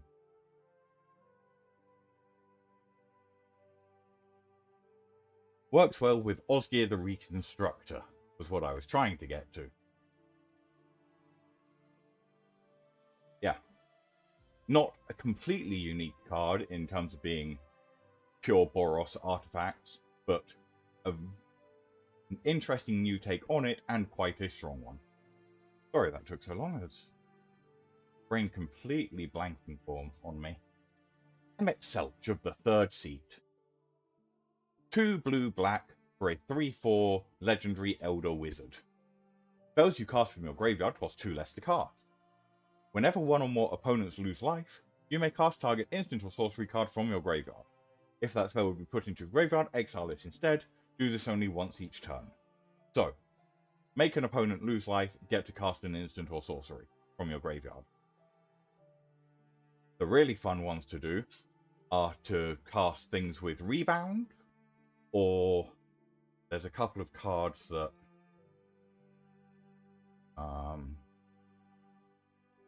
exile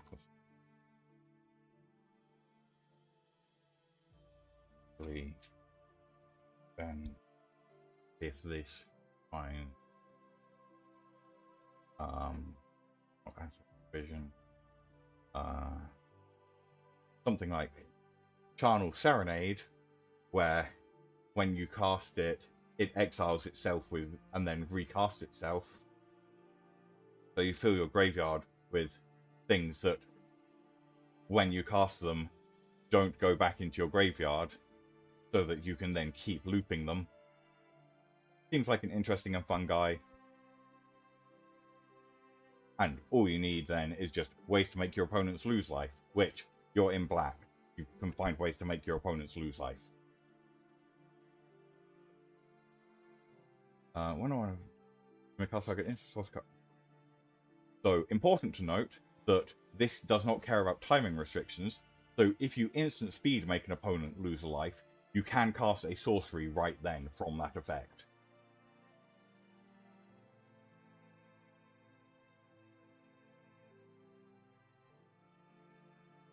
Estinian Valino. Alright, something like that. 2 white, black for a 3/3 legendary elf warrior. Whenever you cast a non-creature spell, put a +1/+1 counter on this, it gains flying until end of turn. At the beginning of your second main phase, draw X cards, lose X life, where X is the number of your opponents who were dealt combat damage by Estinian Balino or a dragon this turn. So, cast the non-creatures, he gets bigger and flying, and then he wants you to deal damage with him or dragons to draw cards and lose life. This guy is weird. I feel like the dragon connection would be much clearer if I knew anything about this character. But drawing cards is good. Making things bigger and flying is good. It's just so he's in white-black, but wants to be with dragons and wants you to cast non-creature spells. It's three very different directions this card is going, and that I think makes it very difficult to plan around. I don't think this is a great commander, unless you just want to go all in on the non-creature spells to give him +1/+1 and flying and just Voltron people. If you want to, yeah. As a commander, you can only really take advantage of that. I don't think there are going to be enough white and black dragons to really value the second bit, although we have just had a dragon set that introduced a pile more white and black dragons, so in a 5-color dragons deck, I guess this guy's fine, just keeps drawing you cards, but a 5-color dragon deck won't have a lot of non-creature spells. I don't know. If this card feels like he's not really sure what he wants to be doing, if that's what the character's like, then great! What a flavor win! Hildebrand Mandeville. 1 and a white for a 2/2 legendary creature human detective. It has an adventure of Gentleman's Rise. For 2 and a black, it is an instant. Create a 2/2 black zombie creature token. And then you exile this and can cast it from exile later. And then the creature is Hildebrand Mandeville is a 2/2 with creature tokens you control get +1/+1. And when Hildebrand Mandeville dies, you may cast it from your graveyard as an adventure until the end of your next turn. So, 3 mana makes a 2/2. Then you can cast this from exile to turn your 2/2 into 3/3. Then if someone kills him, you can cast this again, put this back into exile, recast this from exile. You now have more zombies that are now bigger. Interesting and weird. Kind of nice that this is an instant. It means that if your opponents kill him and you have mana open, you can immediately cast him the instant so that you don't have to spend mana during your next turn.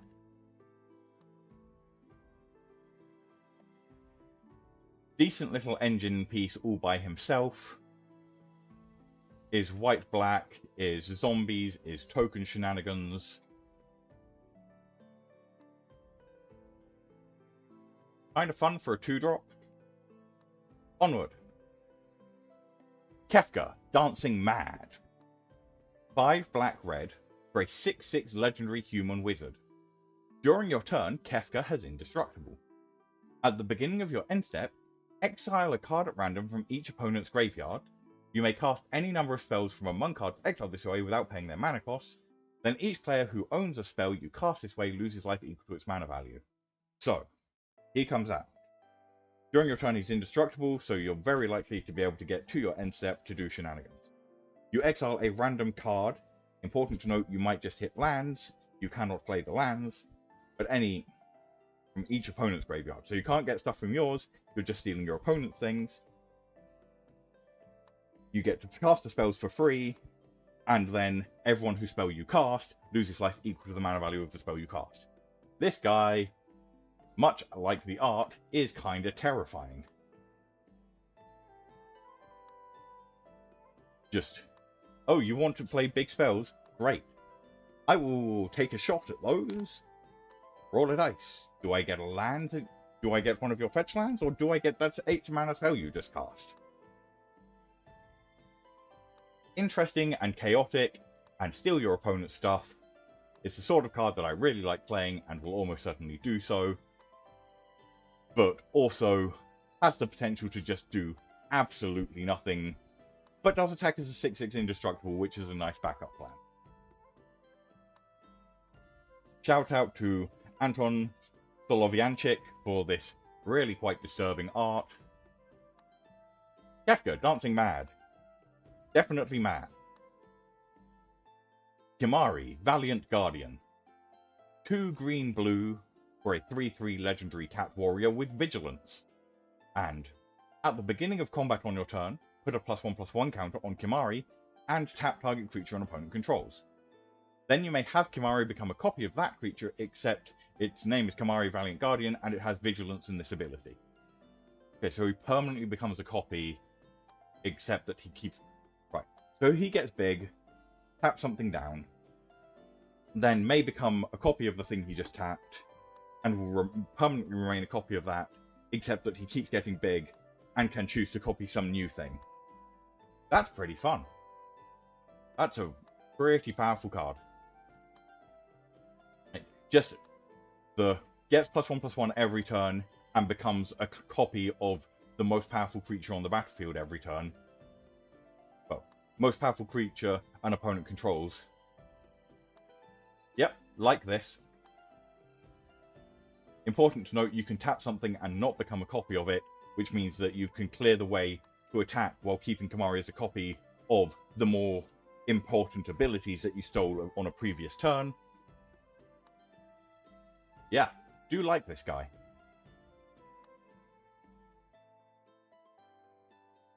Almost tempted to try and build a deck around him, but like, so you just play, like, it's literally just Kimahri and then a pile of effects that go, he's hexproof or indestructible or shroud, just so that people can't mess with him. Vigilance means he can defend. You need some plan against what happens if your opponents go wide and attack you with 17 things. You can only block one of them, but no, maybe not. I already have a Voltron deck, and that's basically where this wants to go. But interesting card. Trile Baldesian. White blue for a 2/1 legendary creature dwarf wizard with lifelink. Whenever you cast a non-creature spell, you may return target creature card with mana value equal to the spell's mana value from your graveyard to your hand. Okay, so if I cast a 3-mana spell, I can return a 3-mana creature from my creature from my graveyard to my hand. So I want a pile of non-creatures and a pile of creatures, and then when my creatures die, I cast my non-creatures, return my creatures to my hand once each turn. Interesting deck building restrictions, kind of clunky, but also in a deck where you have a reasonable balance of creatures and non-creatures, a pretty powerful value engine for just looping you through your stuff.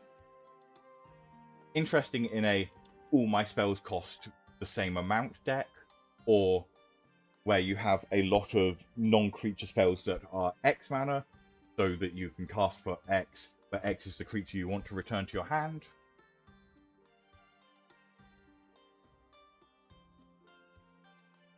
Odd card. Having to be exactly equal means the deck building is very weird.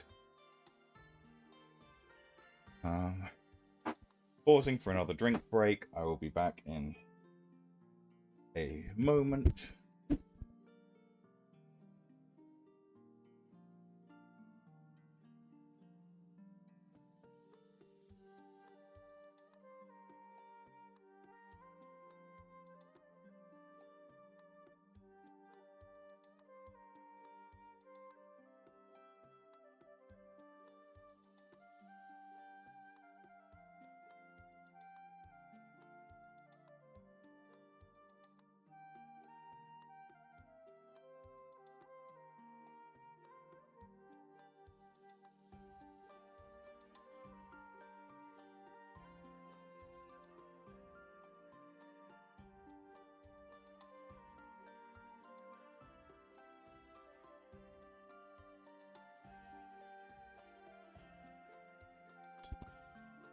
Okay.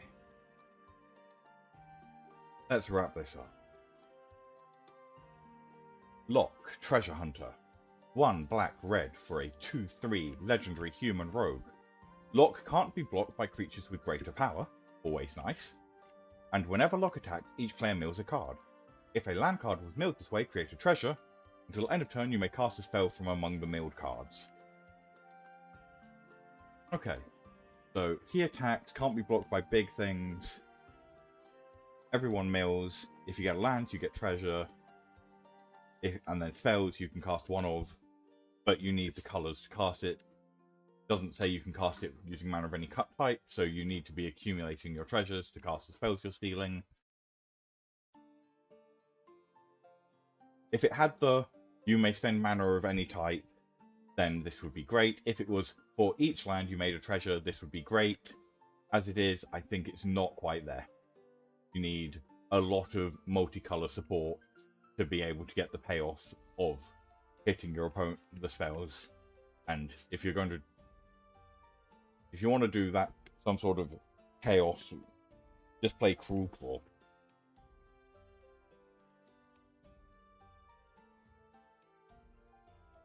Oh, it'd help if I could actually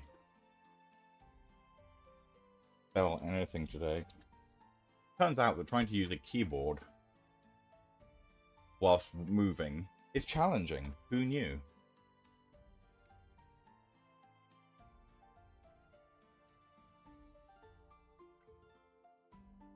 Lisa Hext. 1 white, blue, for a 2/2 legendary human rebel monk. She has prowess. Non-creature spells you cast cost 1 less to cast. And as long as you've cast 2 or more non-creature spells this turn, she has double strike. Okay, so cast 2 things are cheaper to cast, great. Cast 2 things, give her double strike, and she gets +2/+2. Interesting. Kinda scary. Cost reduction things are always nice effects. Prowess means that you get additional value out of casting them, and double strike means you get a lot of extra value out of casting them. She wants to be aggressive and is going to succeed pretty well at that. I don't know, fairly straightforward card, just lots of good words put together that all synergize very nicely together. Mog, Moogle Warrior. 1 red-white for a 1/2 legendary Moogle Warrior with lifelink. At the beginning of your end step, each player may discard a card. Each player who discarded a card this way draws a card. If a creature card was discarded this way, you create a 1/2 white Moogle creature token with lifelink. Then, if a non-creature card was discarded this way, put a +1/+1 counter on each Moogle you control. So, we've got a 1/2 lifelink. Everyone gets the option to discard and draw. If creatures go away, you get more creatures. If non-creatures go away, your creatures get bigger. You want to be filling your deck with things to discard to this. Your opponents are going to have to consider. The problem is, people are often going to want to just discard. This is a very group huggy deck. Oh no. It's non-creature cards, so if opponents discard lands, you get to put counters on all your Moogles. Okay, that's fine. For some reason, I've thought that if your opponents discarded lands, you didn't get anything out of it, but that's fine. So, Mog the Moogle Warrior just makes an army of Moogles, and then makes all your Moogles bigger. Interesting. Group huggy, and yet also has a lot of board spam. If you're playing this, you want to be playing it with a lot of token doublers, so that at the beginning of your end step, you can be making 2 Moogles and putting counters on them.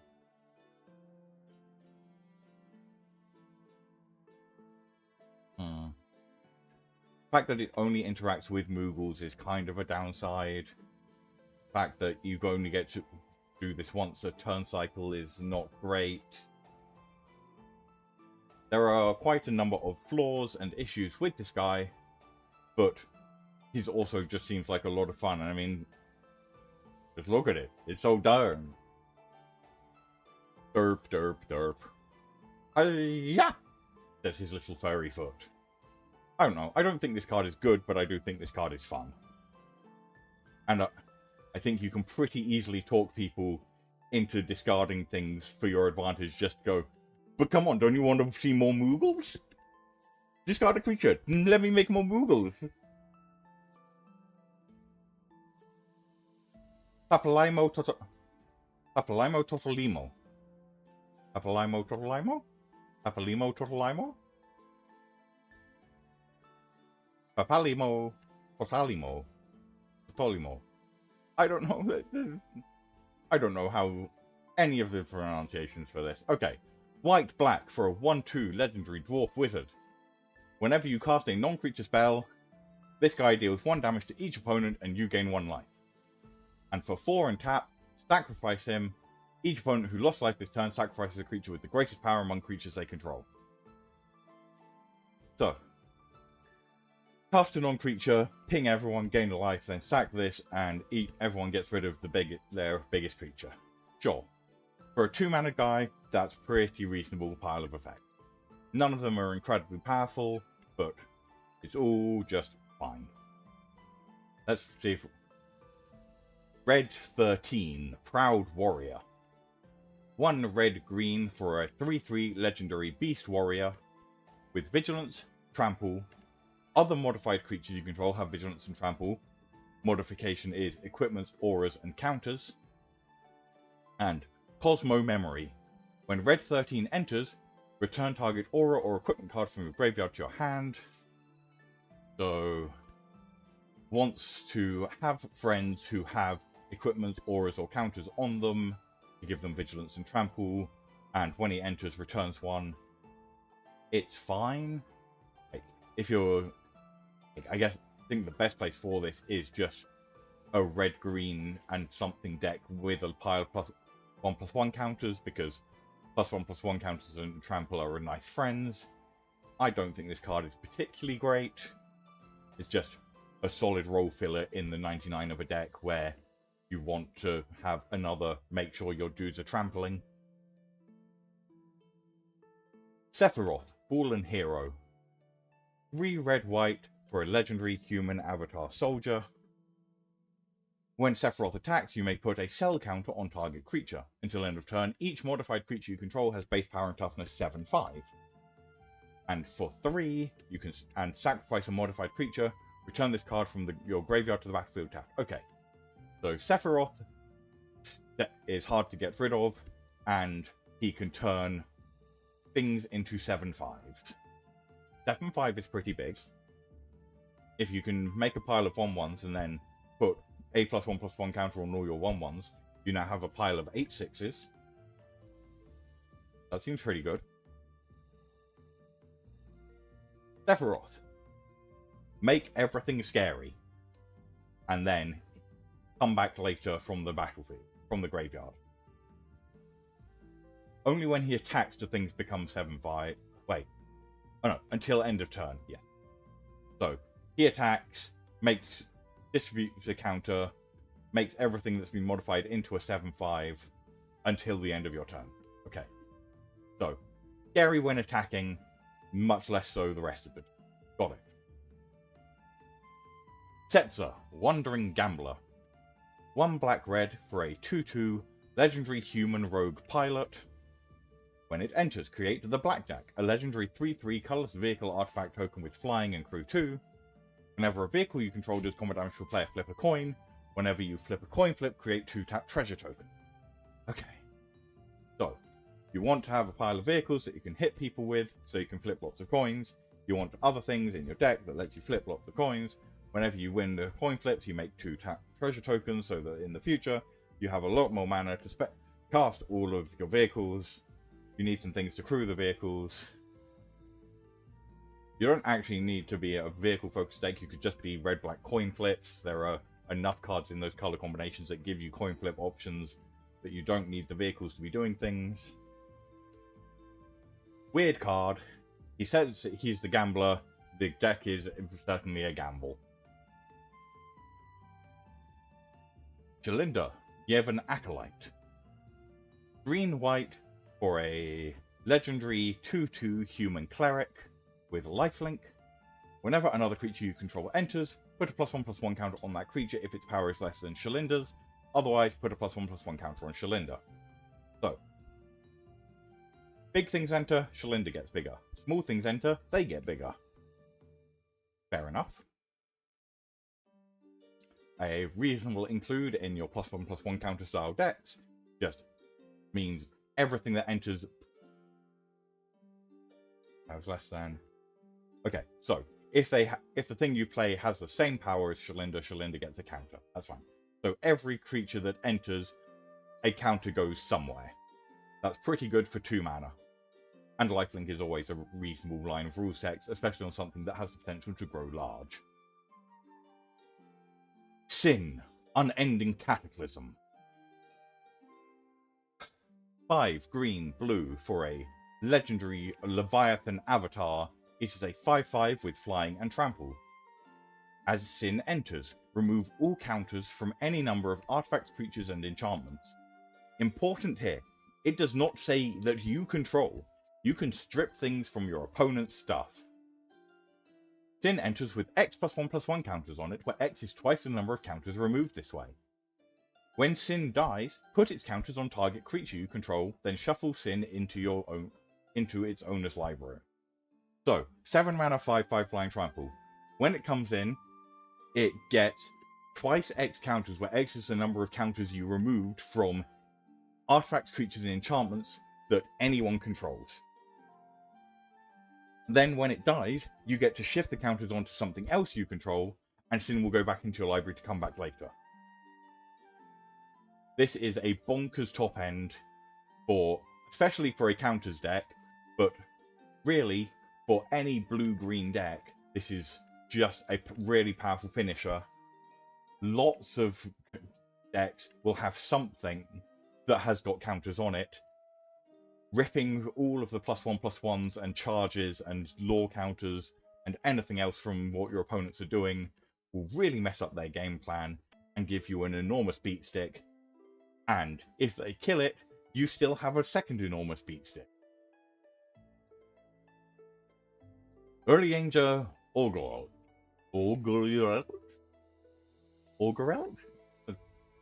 Yeah. White, blue for a 1/3 legendary creature Elf Advisor. Whenever you play a land from exile or cast a spell from exile, gain 2 life. Okay. Look at the top card of your library, you may exile it. So you can tap him to look at the top card of your library, exile it face down. You may exile it face down. Or you can tap him until the end of your next turn. You may play cards exiled with him, and spells you cast this way cost 2 less to cast. So you just tap him over several turns, build up a pile of hidden cards, and then tap him to cast any number of them, and they cost 2 less.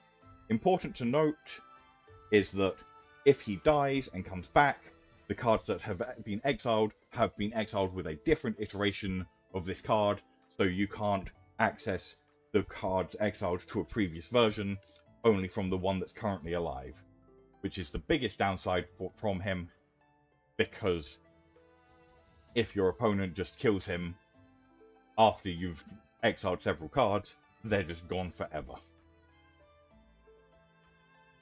Which I think makes him pretty bad. If they were exiled with a deck counter, and then you could cast cards with deck counters, and they got from the Play Arcanum effect, I think he'd be very reasonable. But as it is, you just tap him, and then your opponents go, cool, kill him, that card's just gone forever, have fun. Waka, Devoted Guardian. 2 green-white for a 4/4 legendary creature human warrior. Has reach, trample, and whenever it deals combat damage to a player, destroy up to 1 target artifact that player controls, and put a +1/+1 counter on Waka. And at the beginning of your end step, if a counter was put on Waka this turn, put a +1/+1 counter on each other creature you control. Right. So, 4/4 reach, trample. If he hits someone, you can destroy an artifact, and you get to put a +1/+1 counter on Waka. And at the beginning of your end step, if you put a counter on Waka, everyone else gets a +1/+1 counter. Another great include in your green-white anything +1/+1, any sort of counter decks. Doesn't have to be +1s that were put on him, and then you just boost your team off of his ability. Great. Pretty straightforward.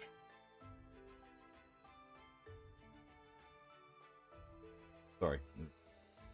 Right, give me a moment. I just need to try and work out how many cards we've got left to get through. Okay, literally just 3 cards because we're then into the alternate arts. Great. I can do 3 more cards.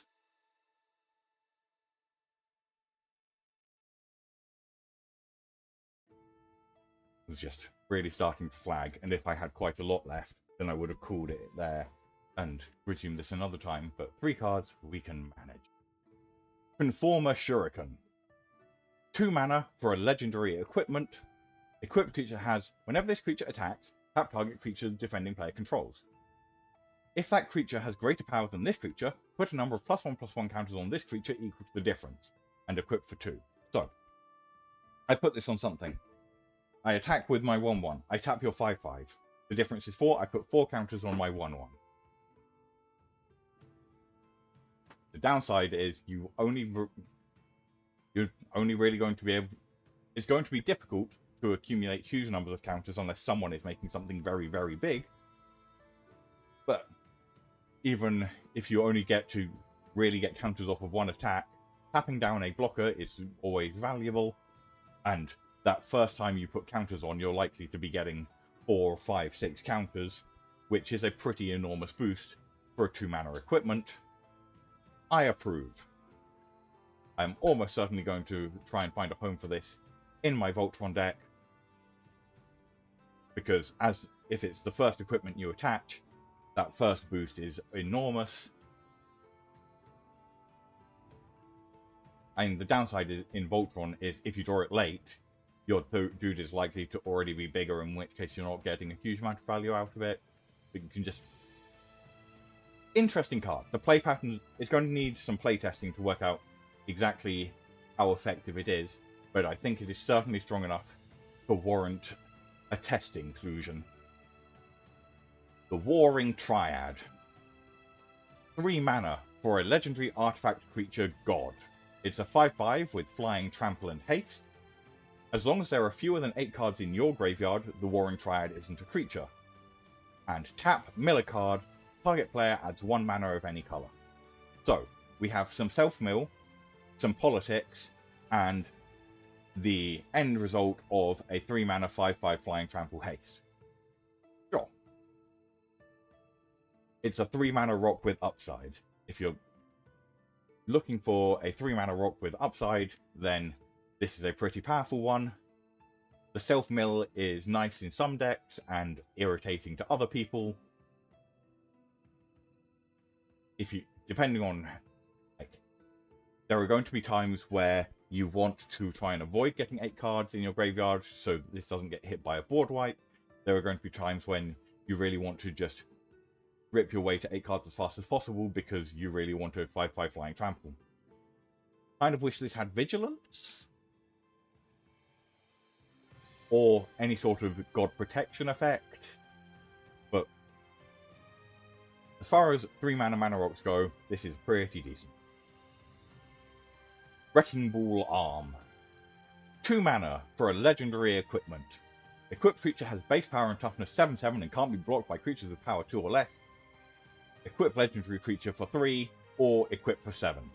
Here's another one that goes straight into basically every Voltron deck. Setting your base power to 7/7 is great. Saying can't be blocked by creatures with power 2 or less means that you're very hard to chump block. And equipped for legendary creature is massively reduced compared to the normal equip cost. Great.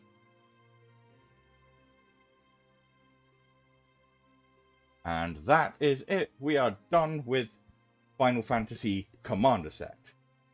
We will be back at some future point, once the complete standard set is out, to continue this set review for all the standard cards. So many Final Fantasy cards. This was a mistake for someone that doesn't understand the Final Fantasy.